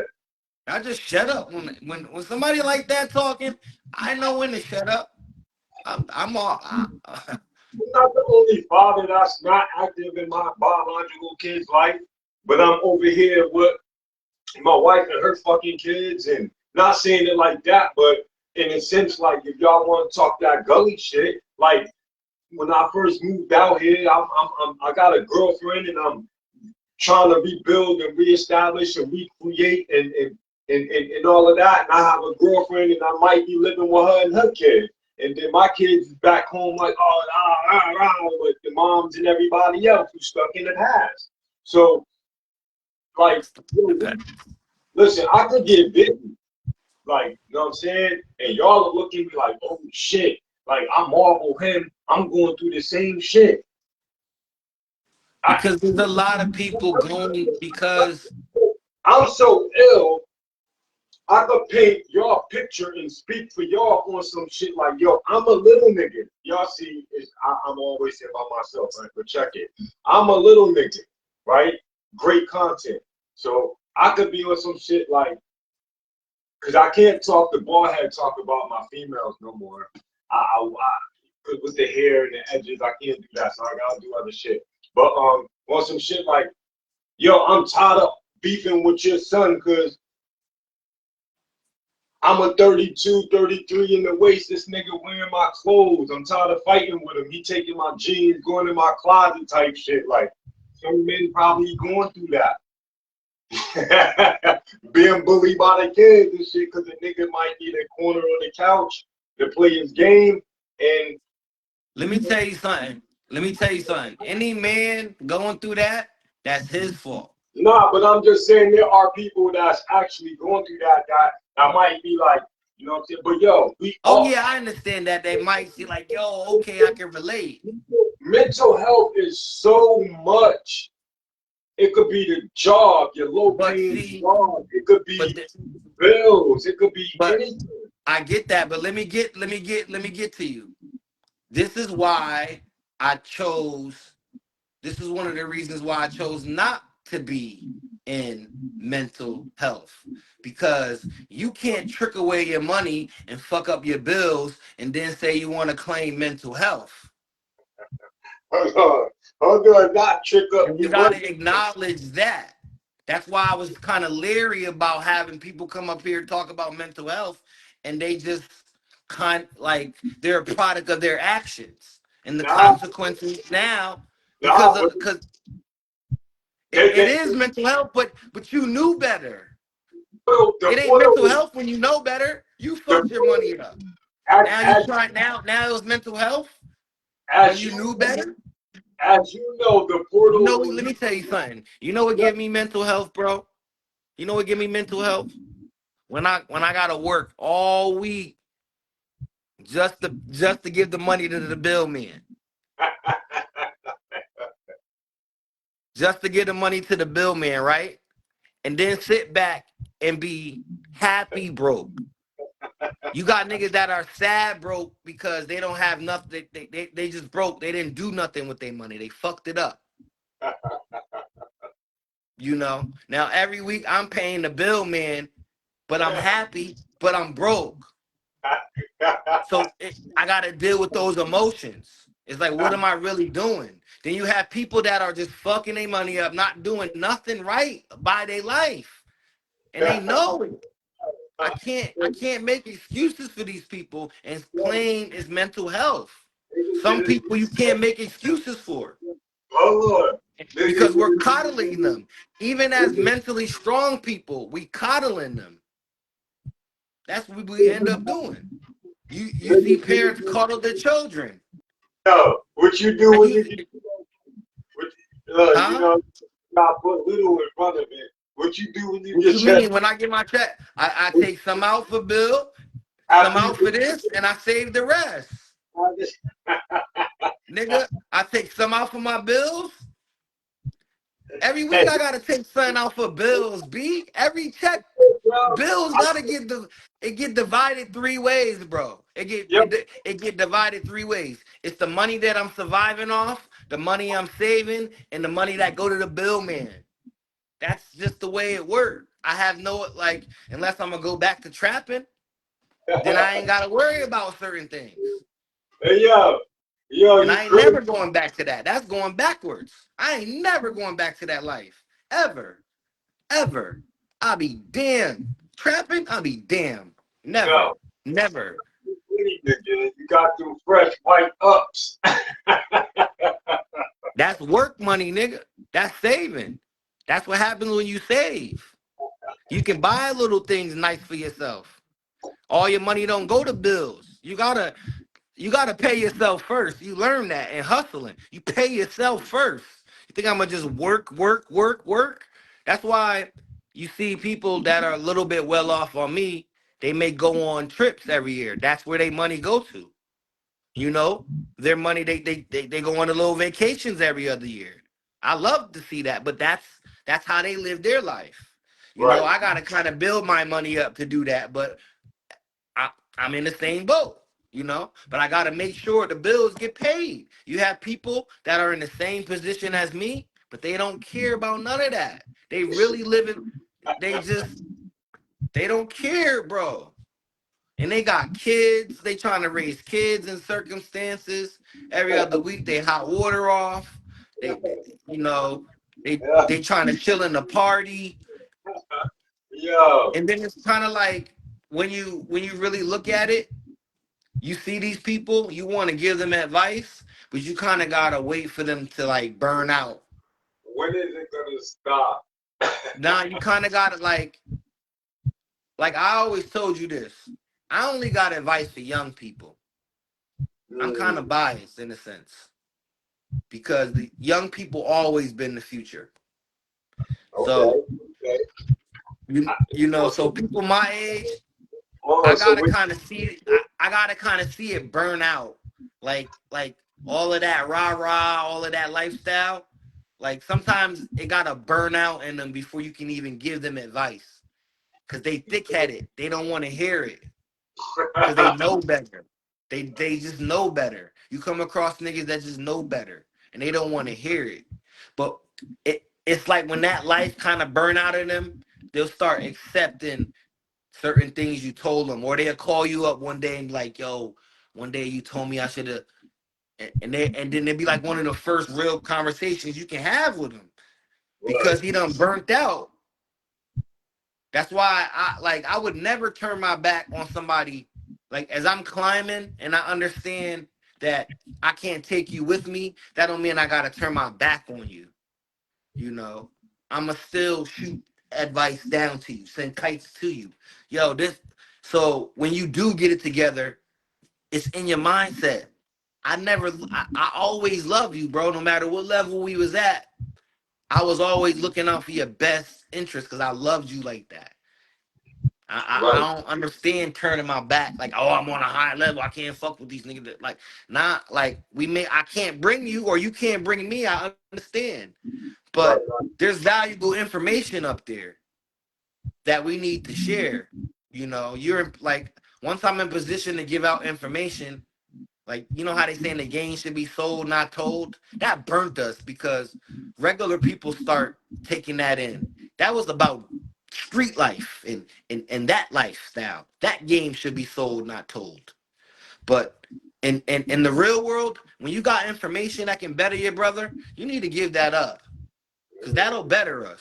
Especially when you make it somewhere and you got and I don't give a fuck if it's about a 401k, how to fill out a life insurance. A lot of us don't know how to do none of that. You give them that paperwork, they don't know they don't know nothing.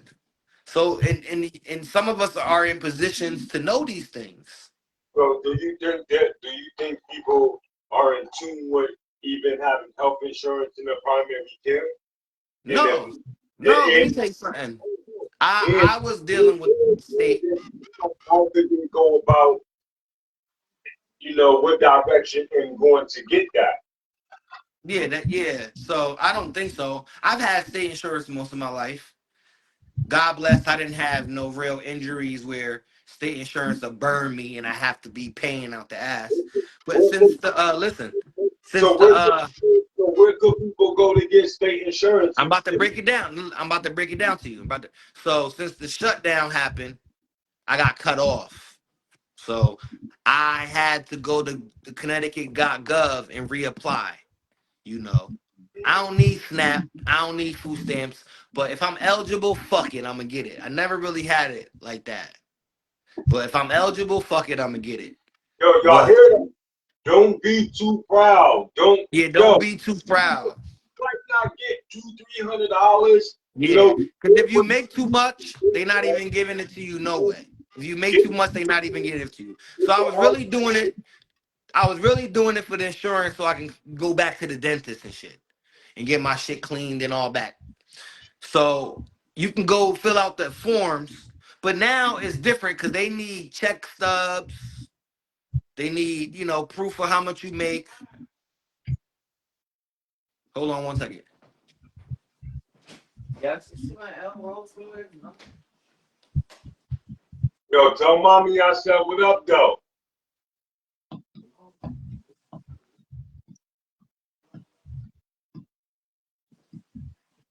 Welcome to Talk of the Town. Yeah, you need they was asking for a lot of forms and stuff, but you can go to Connecticut.gov and you can get that. Tell mommy I said what up Depending on how much you make will determine if you get insurance or even SNAP. though. Yo, But tell they're mommy I making everybody reapply what up, in ma? certain extents. Yeah. But at the end of the day, it's talk of the town. We got about, this is 2 hours. That felt like a quick 2 hours. Yeah, because you know Shout what out to it Brother Floyd. He came through and blessed us like always with a different point of view, word of wisdom. once I again, man, know. this is an open platform. That Females, welcome. We're definitely looking for a woman or two that's going to lead the way, carry the torch. yeah. So y'all can have your own Yeah, talk of the town version where in my version, where I want to tune in, but I kind of want it to be more y'all thing, where y'all come up with your own ideas, just how y'all tune into us, and we do our own thing. That's how we just want to be viewers and watchers. Like how they say, why are you in women's business? We don't really want to be in women's business, but we just want to be viewers and watchers and be supporters, you know. point of views. Point of views because So also too, you our mental health is tied to each other. it's crazy when you gotta come clean. So check this out. In the literal sense, Hmm. to clean your closet, all them shoes and hang up your clothes and fold things that you thrown to the side and all of that. See, let's do that before we judge somebody else's closet. Yeah, like they say, clean up your backyard before you talk about my front. So I believe that's what a lot of people may be doing right now that's watching the show. They're trying to clean up a few things because I know I had to before I was able to get thus far, even in relationship. Overstanding that things that's out of my control, again, the serenity prayer and overstanding that and dealing with my biological kids and not being, and that's it. That's another thing that plays on my mental as well. You know what I'm saying? So we're always going to have great conversation, and I'm going to always continue to lead the way with that. Because again, I'm just like you guys. Um, and it's a fight. It's going to be a battle. You know what I'm saying? And certain things spiritually we're going to have to understand. You know, but it takes time to get there to that point. As long as we got each other, we'll be Yeah, fine. don't try to be thinking you can handle shit on your own. Floyd said that very problem that they need, get very emotional, like, yo, we're here. You never know where you could get that, that push, that motivation, right? So before we ever, and I know it's hard, but we do have a conscience before the fuck it. You know what I'm saying? So yeah, Yeah, that's we gotta just learn to think before we speak. Because when you speak and you put it in existence, it becomes physical. It becomes energy now. they have groups for that. It's called thinking for a change, You know, cognizance. it becomes matter. Yeah. A lot of you can turn words to matter. If Help those you. if those care, they have the 211 info lines and things of that. I'm not sure if it's 401, 201, but they have that type of information out there. So therefore, if one feel, you know what I'm saying, they like you. We have to put ourselves in position as well. Find a It happy place. it just doesn't. Yo, God beats the heart louder than words. Yeah, yeah. I was gonna try to, you know, commit the acts of the devil a couple of times. And in another occasion, Miss Dolores Doreen Harrison popped up out of the blue. You know what I'm saying? So also too, God works in mysterious ways. And it's just how things happen. And she's like, okay, what did you do? At that point, I have to fulfill my shit. Nah, but she, God works in mysterious ways, man. I'm gonna get into my shit when the time comes. But I've been there. You know what I'm saying? And we have to look what's upon us. The signs, the messages, people, place, and things. It's there. It's up to us if we're gonna accept it or not. So yeah, I'm gonna give it back to Big Post. It's the talk of the town, baby. I ain't got too much to say. All I need to say is every Tuesday, Every Tuesday, every Tuesday, whether you see me or him or both of us, 7 to 9, we have a platform for the people to come up here and vent about things that's going on in their life, their testimony, or even you can just come up here and point out things that's happening within the town, within our city that you feel like needs to change. Speak on it. Be transparent. We're not here to judge. This is not a place for judgment. and I don't mean go to jail being transparent, because damn, we going to Now, I run. ain't talking about jail stories. We don't want no who style stories. No up north. No Rogalski. No Carl Rock. We don't want none of those. We're not. On This is not that platform. stop. No disrespect to nobody though. That's done did time. Because most of my friends have did time. I'm probably the anomaly of all of my homies.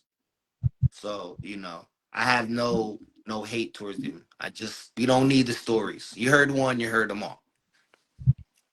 But don't get me wrong, there are testimonies of people like that that that people can share words of wisdom to someone who is on the path of throwing their life away and going to jail. Some kids need to hear it raw and uncut. Some of these teenagers need to hear it raw and uncut. Some of them living with their mama, and their mama can't tell them like that. Shout out to my boy Kareem Skipworth, Jamie Edwards, Six Fingers, yo. I love y'all, yo. Y'all gone but not forgotten. Yeah, If I'm shout out to everybody that comment, that viewed, that liked, that talking, disliked, that just I love y'all. oh yeah, I love I love you. it. I love y'all. I love it. You know, in reality, I just it's 9:01, and we I just still rocking. out there, y'all. Sorry about that. Sorry for being rude, interrupting, over talking. No, I know you good. You good. We're Shout out good. to Skipworth. Hold your head. Six Fingers. I ain't forget about you. I want to shout my aunt Bridget out. Shout out my aunt Bridget for always supporting me. You supporting the show, for adding your thoughts to the show. Thank you for that. You know, I love you, Auntie. You Thank know. you. Also, too, thank you for the words of encouragement. Yes, because let me touch on that real quick. Because I had told Bump, don't be afraid to give somebody a compliment. Don't be afraid to see a stranger or a fellow brother and see him doing something. Don't be afraid to say, yo, keep up the good work. You don't know what that would do for a man or anyone. You don't know what it do for a person like me. Just tell a nigga that and make us feel good. Make us get through that boring day at work. You may tell me that and I may be stuck on a rhyme and you may tell me, yo, keep it going. And I may come out, oh, now I'm in a different mood, a different mindset. I'm ready to rock. So don't be afraid to show love. Like they always say, it costs nothing to show love.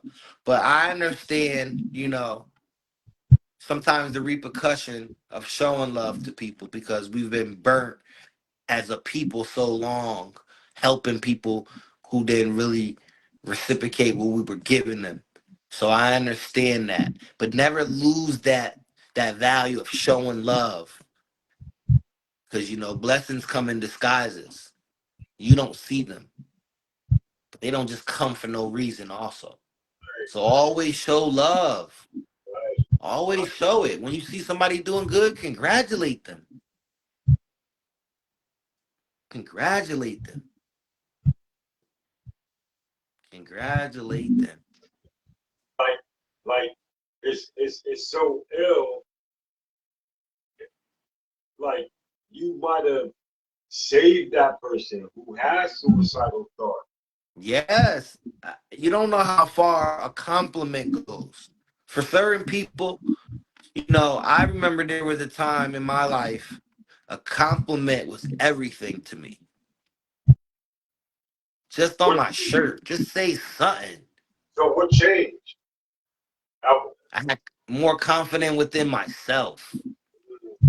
So I start complimenting myself and being happy with who I am. And like you said, being happy with the things I can't physically change about myself at this moment.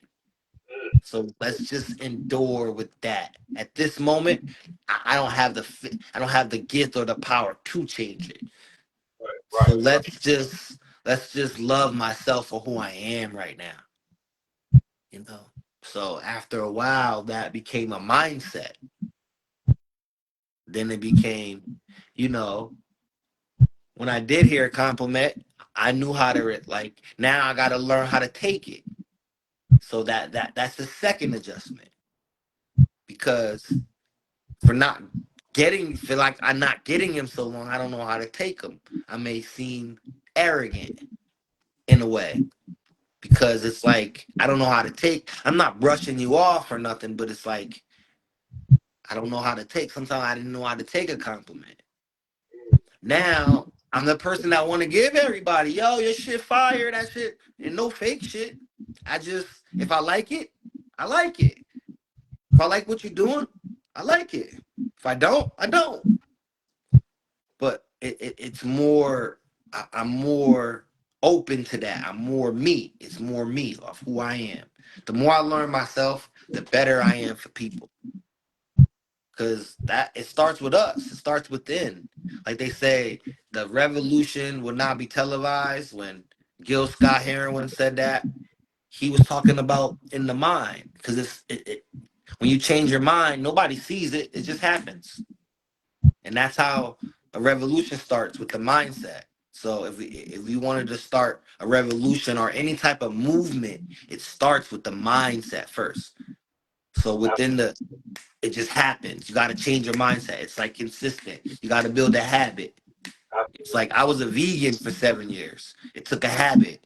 You know how long, you know how hard it was for me to stop eating cheese and chicken. I had to build up a mindset that food was nasty first before I can even get to the point where I can stop eating the food I love Boy, just for my health. you a bad man, boy. Goddamn, boy, I'd have been eating Wendy's and shit, looking at you like, yo, you. So it took me a while to even do that, to like be around people. Like the only people I was around eating meat was my mom. And Yeah, like that was it.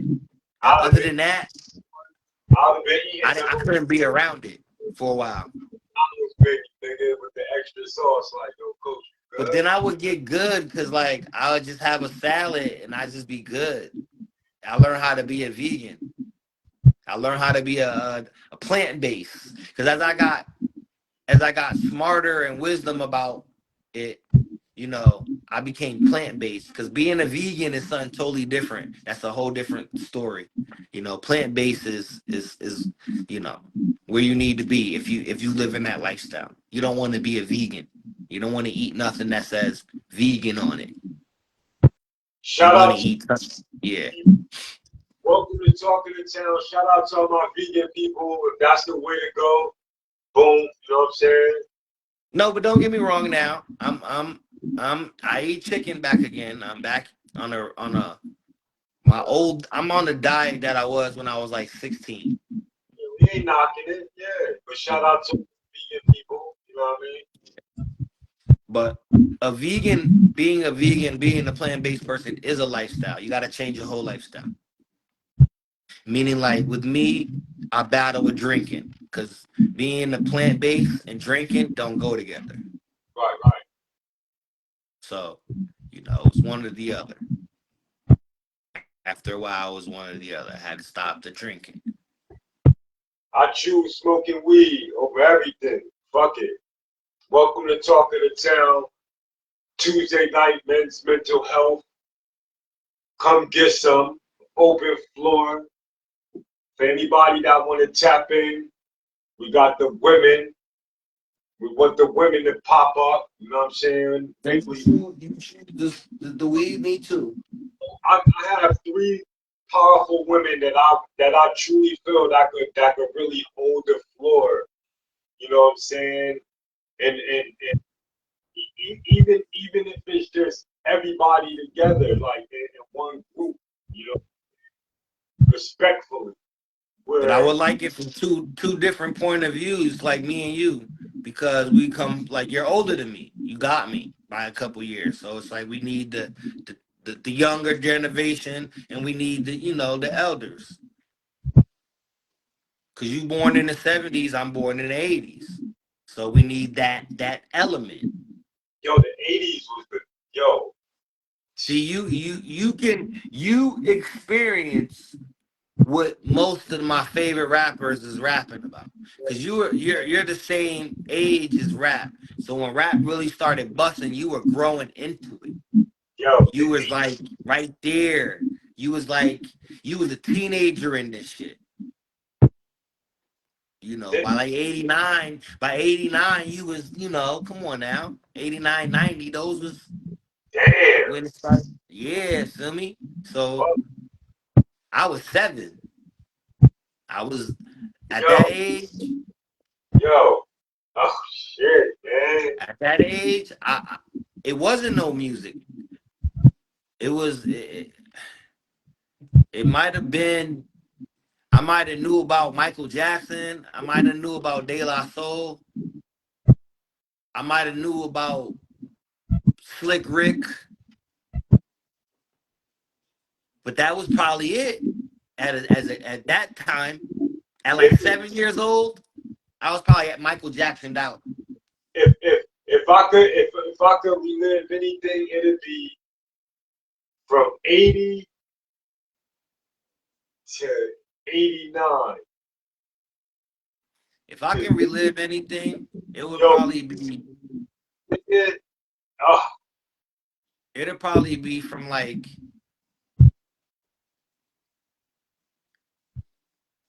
90, 92, 90, 93, 93 years old, 93. So to like I was just graduating. from like 93 to like 98, 98, 97, like right before I went to high school. So it'll probably be like from when I was 10 years old to about 15, 16, 15. That 5 year standpoint, that was everything to me. That shaped my raps. That shaped everything. You was a dipset ass nigga. No, no, no, no, I wasn't. No. Oh, was Niggas, it? niggas will tell you my favorite rapper, Jay-Z. No. So when Dipset came out, you wasn't on that wave. Nah. I was still a Jay-Z nigga. Okay, I was okay, still a Jay-Z nigga. okay. Like like Jay-Z, Nas, I'm still the old Biggie, Oh, Tupac. let's I'm not. still these niggas. Hold on, wait, is this still mental health? Or because we could do a whole nother talk in the town tomorrow.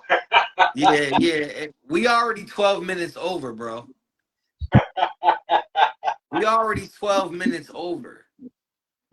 So for the few people that's watching, we're 12 minutes over. Thank you for viewing in. We done took a left turn. But what people gotta realize something though too. No, this These shit. conversations are soothing our mental health. Yeah, we're Because me and Bump probably won't talk to each other for another until when? I probably call you on Thanksgiving out of respect of Thanksgiving.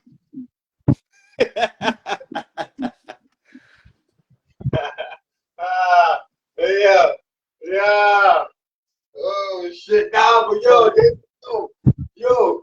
All right. So prior to the last show, when the last time I talked to you though? Prior to. I don't know. I don't Remember? know. Nah, I was like, nah, nigga, don't call me until Saturday. Remember, like some shit It like was that. that Saturday. It was Saturday, right? It was Saturday. We talked that Saturday night. We talked about this show. We talked about this show right here. We talked about what we was going to do on this show right here, how we was going to approach it. We do have little talks where we talk about how we're going to approach things. We don't Because just wait. I was like, nah, nigga, don't call me. He was like, yo, I'm gonna call you. I was like, nah, nigga, You don't don't call me. call me there. Because, like, I noticed, like, another thing, like, I want to say, too. Oh, shit. People, we're not entitled, like, I'm one of them people. If you don't call me, I'm not mad at you. You know, like, I'm not, I'm, like, you're not entitled to call me all day. And you know how, like, people get entitled to that phone of yours. And they feel like, oh, you ain't text me. And no, it's just, we all have lives, especially coming from people my age who most of our socialization was done before phones was even out. Yeah, So yeah. I don't know why we falling trapped to this when Nah, we learned how to socialize way before the phone was out. it's not a trap because we have an agenda that we're pushing. So Yeah, well, we're using that as a tool. that so See, listen to this. A mouse trap is a tool to us, but it's a trap to the mouse. So that's how you got to look at it. We're using the internet as a tool to us. But for other people, It's that cheese and that and it and they get caught and it snap on them and they stuck there. Snap and they stuck. They go for that cheese, snap, stuck on the internet. Now they don't know how to dress. Now they don't know how to think. Because the internet will tell you how to dress, how to think, what to drive, what to eat, where to shop, what to think, who's cool, who's not. I'm so happy the skinny jeans shit is a bit over. Oh, Let me tell you something. That's when my Jamaican side come out. Meras. Meras, I can get away with it. and what's I so can wild? get away with it. What's so wild? Cuba be having my grandson and that shit, man. I mean, man, I be looking at my grandson. I be like, damn, it's just, yeah, it's a beautiful. Yeah. Yo, but this is the talk of the town. Shout out to You my know, shout out grandbaby. to everybody that's involved. This was one of our. I'm gonna say this on live. This is probably one of my favorite episodes. Hey, We don't went 16 minutes over the time. hey, man. Yo, It's love, go there, and go down I'm gonna there. send a link Go ahead so and y'all get can watch the other interviews. Go check these out. We got a good Poppy interview. Wilner P. Joseph. We got a good interview with him. We got an interview with Groove TV. We got an interview with Mike Mass. We got a good interview with him. Josiah King. We got a good interview with him. Dizzy Rowe. We got a good interview with him. Go check these out. I'm gonna send y'all the link. Support. Show the love. yo, check it. We got more to come. I don't know. We might have that. We might have that Way Jerome. more than like you was telling me. Let's not give away like you was. Let's not give away our cards now, brother. We gonna have a lot in store. Stay tuned, cause I don't know. It's Thanksgiving. We might have one for y'all before then. Hey, yo, TC. Yeah. Yo, if you see me go live or you see Bump go live, it's the talk of the town. You never know. We might have a little Thanksgiving. I might have a Thanksgiving live. I'm gonna see if I can go live on Thanksgiving and show off my cooking skills. Cause I am cooking a turkey. I am cooking ribs. I'm all, making cornbread so my mom can make the cornbread stuffing. all My depending, sister bringing the cheesecake. all depending on him and the time. Hopefully, early in the day, my background will look different. I ain't going to be with family because um, yeah. I'm in my bed. I'm in my bedroom, bro. I'm gonna make sure it's effective though. I don't know. I Yeah, might. my beat up shade, my bed. I'm in my bedroom. At least you got it. But this is what I want to show niggas. This is what I do be on. I read books. I do got mad books. I'm an avid reader. So I like to show off my book collection anytime I get. And I got the books for the chicks too. You know, Omar Tyree. I know women know about them.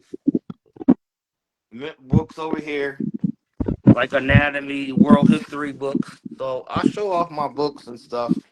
I'm a nerd. But you know, it's the talk of the town. I don't want to hold y'all. You know, I want to go bathe and get ready for this basketball I'm about to indulge in for the rest of the night. About to go see. You know what? I advise people for their mental health and if, you know, if you got bills, to get you a little Fire Stick, get you a little Roku TV, get away from cable. If you can, if you're still using cable, get away from cable. Try to get you a Roku TV. That's the new move. That's the move now. Go get you a Fire Stick. You can save so much money, and all get your little nephews. to go on YouTube to get a jailbreaking. Your little nephew, they'll help you, walk you through it. They smart enough, they tech savvy. All the codes are on YouTube, so you can get all your movies, and it's the best way because cable is raping us. I don't know why that popped in my head, but that's just information I feel like people need to get on. That's the new wave. Get your little smart TV this year. Black Friday is coming up. Spend your money wisely. Don't, spend your money wisely. Because your money is tied to your mental health. So spend it wisely, fellas. Don't indulge. Also, too, there was a few people to a couple of people that wanted us to touch bases on a couple things that was pinned to me. I'm gonna let the host that do the most speak his piece on it. I'm gonna stay away from it. However, the actions of that lady and what she had to do with her household, unfortunately, that hit the internet. That's shame on us because the first thing we do is we whip out our phone and we think everything has to be public. That's where we lose the value within our home front and trust within the people amongst us as well. Who knows what led up to that, or the total action of that everyday living of that kid and that mother. Like, who knows the relationship? So that's very sensitive on how one chooses to raise or discipline their Hold on 1 second. Keep going, though. their responsibility. Um, Me on the other hand, my mother beat my ass. That shit was light. You know what I'm saying? Compared, literally. And I'm not saying like what was going on how my mom disciplined me or whatever, because it takes a lot for a single woman to raise 3 boys to be men. You know what I'm saying? So again, the time and era. So, I'm not touching on that. Also, If I too, got a whipping, I deserved it. nigga, listen, I got my ass beat because I look like my pops. Fuck all that. But see, that was different. It was time that I'm your son. She like, oh, you trying to fight me? You. But again, that I'm dope. You know what I'm saying? You know what I'm saying? That's why it's tough to do, whatever. Thanks, Nadine. But yeah, she definitely really no bitch ass nigga. Not my fault. Like, for real. But So you yeah, talking about that video that was on the internet? yeah, I know I'm going back there, but it was also to another joint that was pinned to me. You thought I lost focus, huh? You wild, No. but I'm on it. No, because I lost focus. But Because I went downstairs to get my charger so I can okay. charge my phone. So with that situation on how she chose to deal with her responsibility, I'm just disappointed and unhappy that had to get outside of that person's home front. You know what I'm saying? Who knows? Like, All I know is like she probably been I telling stole. all day. I don't know. Hey, the black You people don't. in my time, so I'm the wrong dude to ask that. But Coach, before you speak on it, and then also to the other situation with the parent and the child or whatever, I shy away from the news. I shy away from things like that because I want to be able to think as I want, as I may. I like that's too much for me. Like I take my recovery and my intake very serious. So my like what I have going on, that intake, that type of media, that type of, you know what I'm saying? Because my level of peace and where I'm at spiritually. So I watch what I what I funnel, that energy. You know what I'm saying? So see no evil, hear no evil, speak no evil. So when you guys see me with the monkey signs or whatever, whatever, I'm real big on that. But just so happened I did open it and see the lady beating her child, but the other situation with the kid and the mom, the school situation and all of that, like it's so sad how people who pulled out their phone to bear witness instead of I can't even speak on that because again I will be out of place, out of turn, and my biggest thing to the people, to you people, is watch your intake. You know what I'm saying? I can't give great content or keep a clean, almost spot and attending to my business if I'm minding people's business and other things that's going to keep me from the, from being distracted from handling my business. You know what I'm saying? And my business, my everyday life is for real. Like it takes a lot of energy and time. So I might find a post and fancy and do this and do that. You know what I'm saying? That's because I want to continue to, in a sense, like stay in the line of okay, I'm here. When y'all get to the top, it's gonna be easy to you know what I'm saying when I throw it for everybody to grab it and grasp on more so. So again, like, you know what I'm saying? We want to thank everybody for tuning in. This is Talking to Town. You can give your feedback on it, however you want to go from there. Well, really, I don't speak on internet things. I usually don't. You asked me this off camera, and I told you that I don't really have no opinion.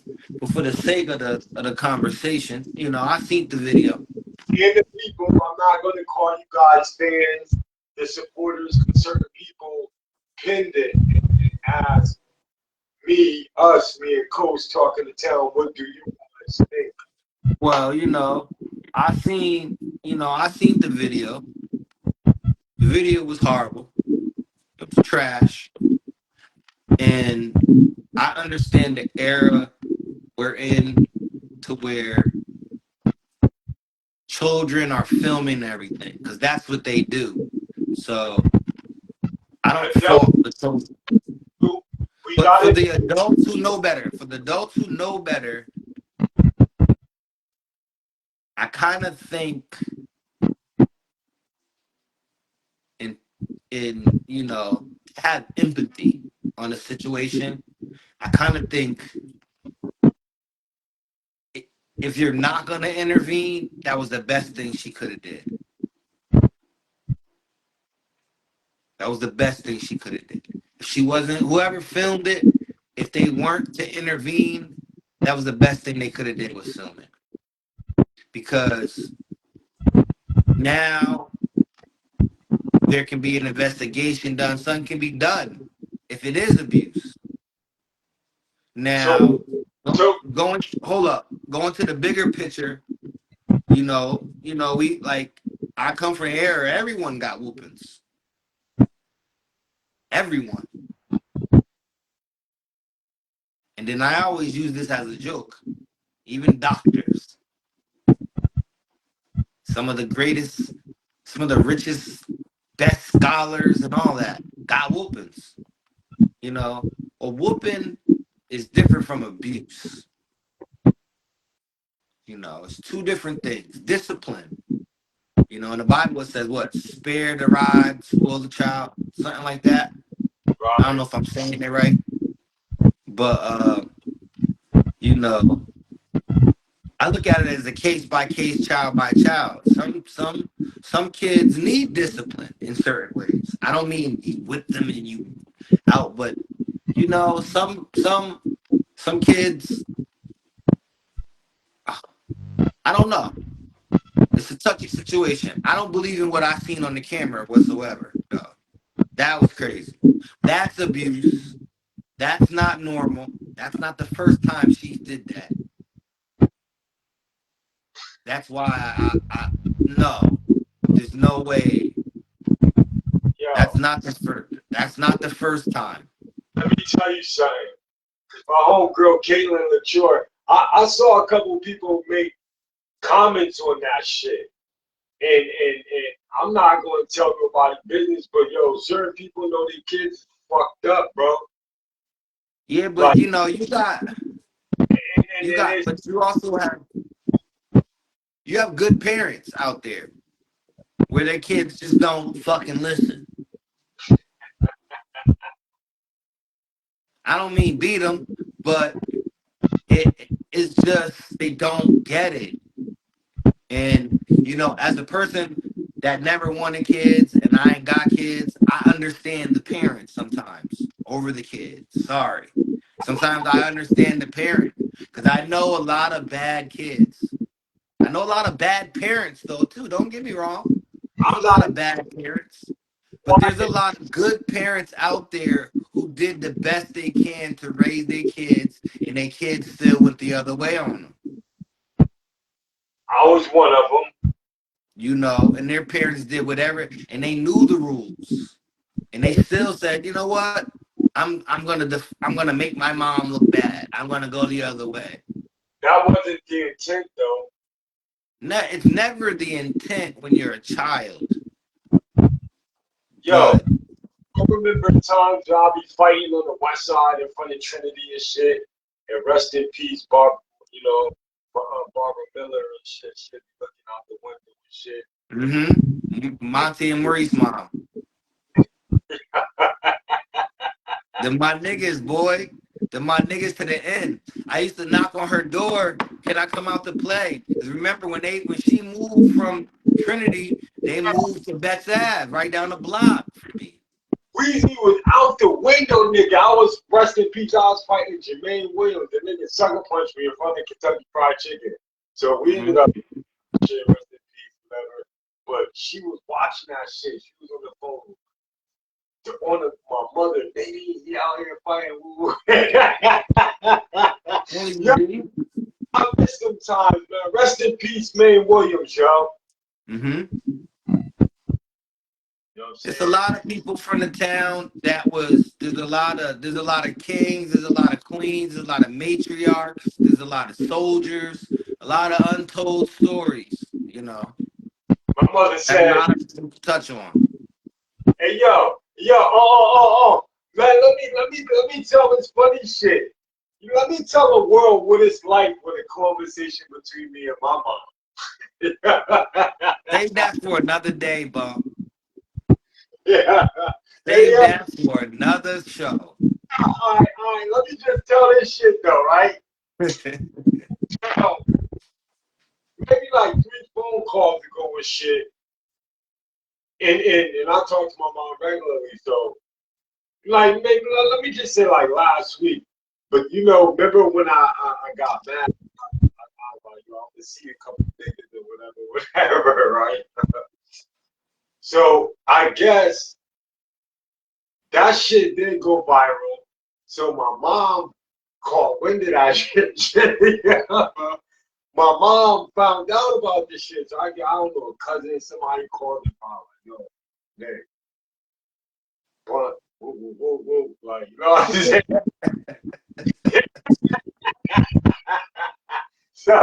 So she didn't call me right off the rip, cause she was waiting to see if I was gonna come home and shit. You know what I'm saying? Cause if I come home, she'd know like, yo, this nigga up here, whatever. And if I don't call, so boom. we talked after weeks after the situation. She go, she go. Uh, we after we on the phone for a good minute. Then she go, oh, so but who you gonna fight on Facebook? Yeah, yeah, yeah. Stay off that book, boy. Huh? Stay off that book. Who you No, gonna fight? They be knowing. but check it. In my mind, I got mad because I'm like, these bitch ass niggas, they all like, you know what I'm saying? Shit, cause it get around fucking quick. So, and I'm on. We already in conversation. So when she said this shit, it caught me off guard. So I'm already in there. I'm like, my face and shit changed. Like, what the fuck? Like, mom. I said, mom, man, you can't fight nobody on no daggone Facebook. You know what I'm saying? Like, I said, man, are they telling you about my groups and how good I'm doing and this and that and this? You know what I'm saying? So for whoever went back and told my mom,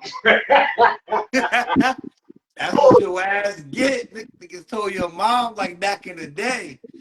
tell the whole fucking story, niggas. Yeah, niggas told your mom like back in the day. I remember them days. Niggas like, Marcus, I'm gonna tell your mom. She said, you fighting? I said, man, you know I can't fight nobody. But I understood what she was talking about. Like, you know what I'm saying? But I'm letting her know, Yeah, man, yeah, of course. yeah, ain't nobody fighting nobody on no Facebook. But, you know, yeah, she was wild for that, whatever. Like, but I wanted to just share that, like, what real life conversations be like for should be my life, my life too regular to be looking at what the media want to keep pushing off because the media and society has an agenda, man. They want to, they got an agenda. And I refuse to accept what that agenda wants to foist upon me. I'm a rebellious slave. And this is why me and Coach is right here giving y'all this past 2 hours. Like Whitney Houston said, I believe the children are the future. Tuesday night mental health and support. Men's health and support. Talk of the town. Yeah. I love y'all, yo. I'm glad that people showed out and showed up. I'm loving y'all. Yo, I know Bump, people like, I wish this dude get his hair braided. No. live your life. Live your life, bro. Follow Live my your life. You in your truest form. You like a saying. I don't even watch Dragon Ball Z, but you like in one of them Dragon Ball Z truest forms. Like you in your truest form. Why, like, you don't go Super Saiyan yet and get the hair done and bring out all the jewels and you ain't gotta go Super Saiyan. I don't want to get a haircut right by the way and then get on fly and shit. look, just a little bit. Like maybe after the new year though.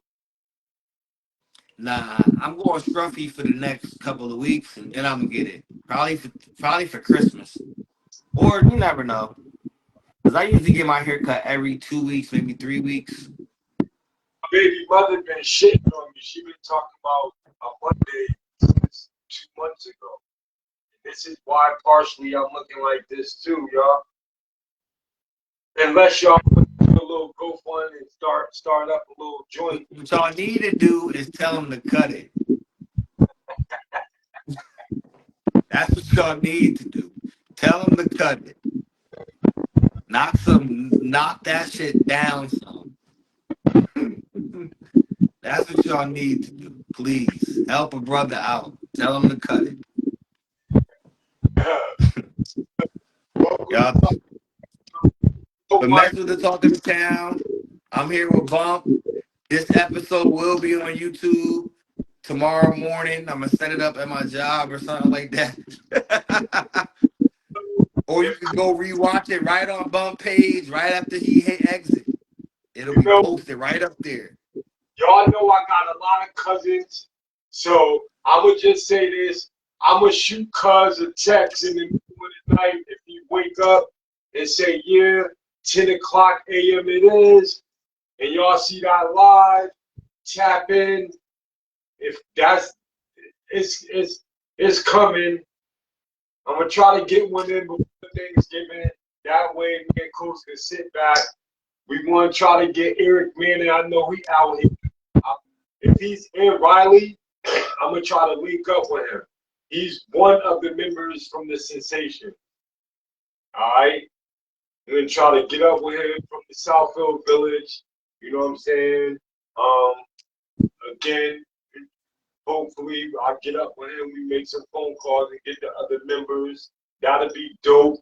You know what I'm saying? I'm always thinking different. So if I can get that content, that's gonna be dope. House of Reps. 2 people replied. I'm waiting for Larry Hughes. You gotta get at me. I'd rather have all 3. You know what I'm saying? I want to hear from all 3. I saw a couple people tap in, not only a couple people, but those is part of the group as well. So it sounds like they are bored. We want to know. They legends. Anybody that did something or left some type of imprint into the town, you are a legend officially. People could look back and be like, hey, yo, woo, woo, woo. And that brings back memories of those who was there that can concur, you know? Facts. Facts, facts, facts, facts, facts. Them niggas, you're banning them But niggas. I would like to thank anyone that's been here for the whole 2 hours and 42 minutes. I would like to thank anybody that's been here for the last 42 minutes, because we're just 2 dudes trying to get our mental health right. If And y'all this got is going on, hit the line. The floor is still open. Feel free. feel free, the floor is still open. I ain't got nowhere to be. I get out early tomorrow.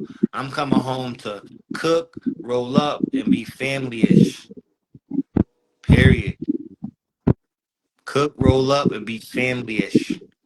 I'm gonna reach out to certain people I ain't speak to in a while, show them some love, show them I still care about them, and that's about it. I don't want to take up too much time, but if anybody, we can't promote this enough. If anybody out there want to come up here and talk and vent, they going through anything, you feel like you're gonna break down, not tonight, maybe not next Tuesday. It could be 100 Tuesdays from now. It really didn't matter. It's just, this is the platform for it. This is what it's here for. You know, we'll build a community with you. With you makes 3, with 3 makes 4, with 4 makes 5, like that, you know. And great minds think alike. So if we start thinking alike, we can help each other.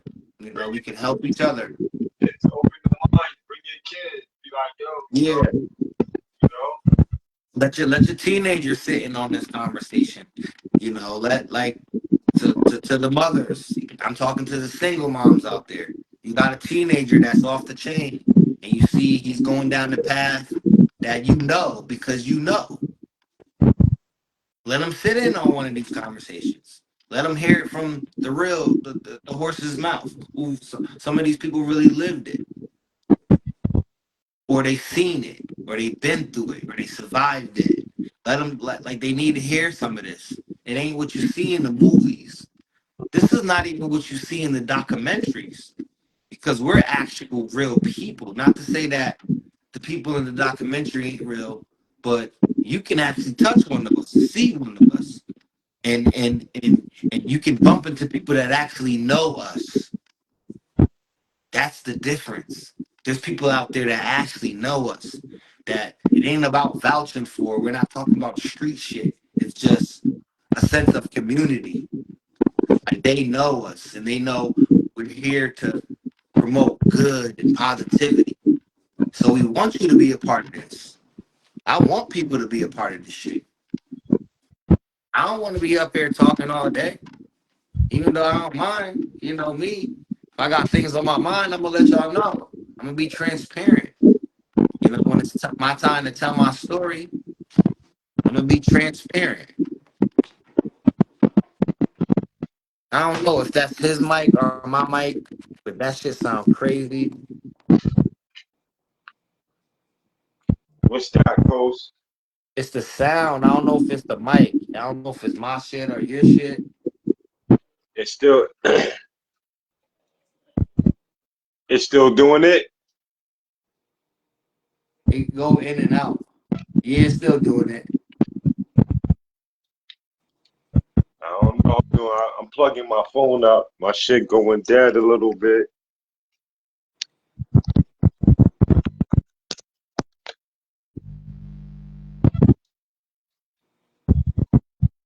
Yo, yo. Yeah, but this is just the platform for people to just vent, bring awareness, have fun, lighthearted conversations, debates on what's going on in the city, and more. If you feel like you enjoyed what we talk about, and if you feel like you value some of the things we're saying, and you want to hear our opinions on some of the things that's going on in the world, then let us know.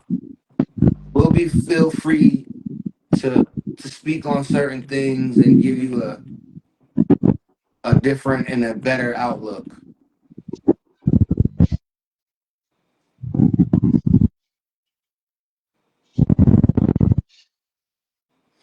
'Cause at the end of the day, it ain't about uh popularity. It ain't about. I don't know what that sound is, bro. You got a fan on or something? No, you good. Oh,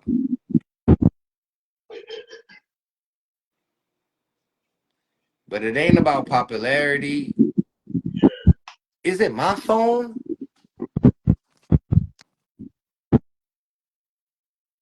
I don't know, yo. That shit just making a wild noise, like a muffled noise. You don't hear it? I know at one time, one vibe that we did, it sounded like it was going like in and out like a muffled type. It sounded weird as fuck.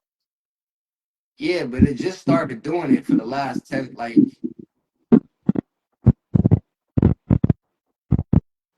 Can you hear it still? yeah, I can still hear it, bro.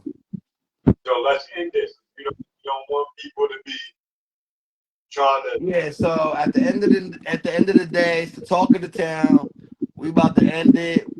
We already went 48 minutes over. We having a little technical difficulties. I can barely hear it. I love y'all. Tune in every Tuesday, 7 to 9 for men's mental health discussion. I think next discussion we're gonna have a little topic this time, and it won't be so much of expressing the feelings. I think where me and Bump, I want to sit down with you and kind of have a topic of a discussion for the night. Sounds But good. other, yeah, Especially on the suicidal note. yeah. Like yeah, so I think we can do that next Tuesday and be on the lookout for anything that's up and coming. You never know. You never know who we going to drop a dope interview. Um, Sometimes the gods be whispering, man. And there was an interview that I wanted to do, but the timing was off due to the forces, so it didn't happen. But it's coming. The talk of the town. I'ma holla at y'all. I'm gonna hit y'all with the peace. I'm Love gonna y'all. see y'all. Love y'all. Yo, Bump, I'm signing off. Holla, I love you, brother. Holla.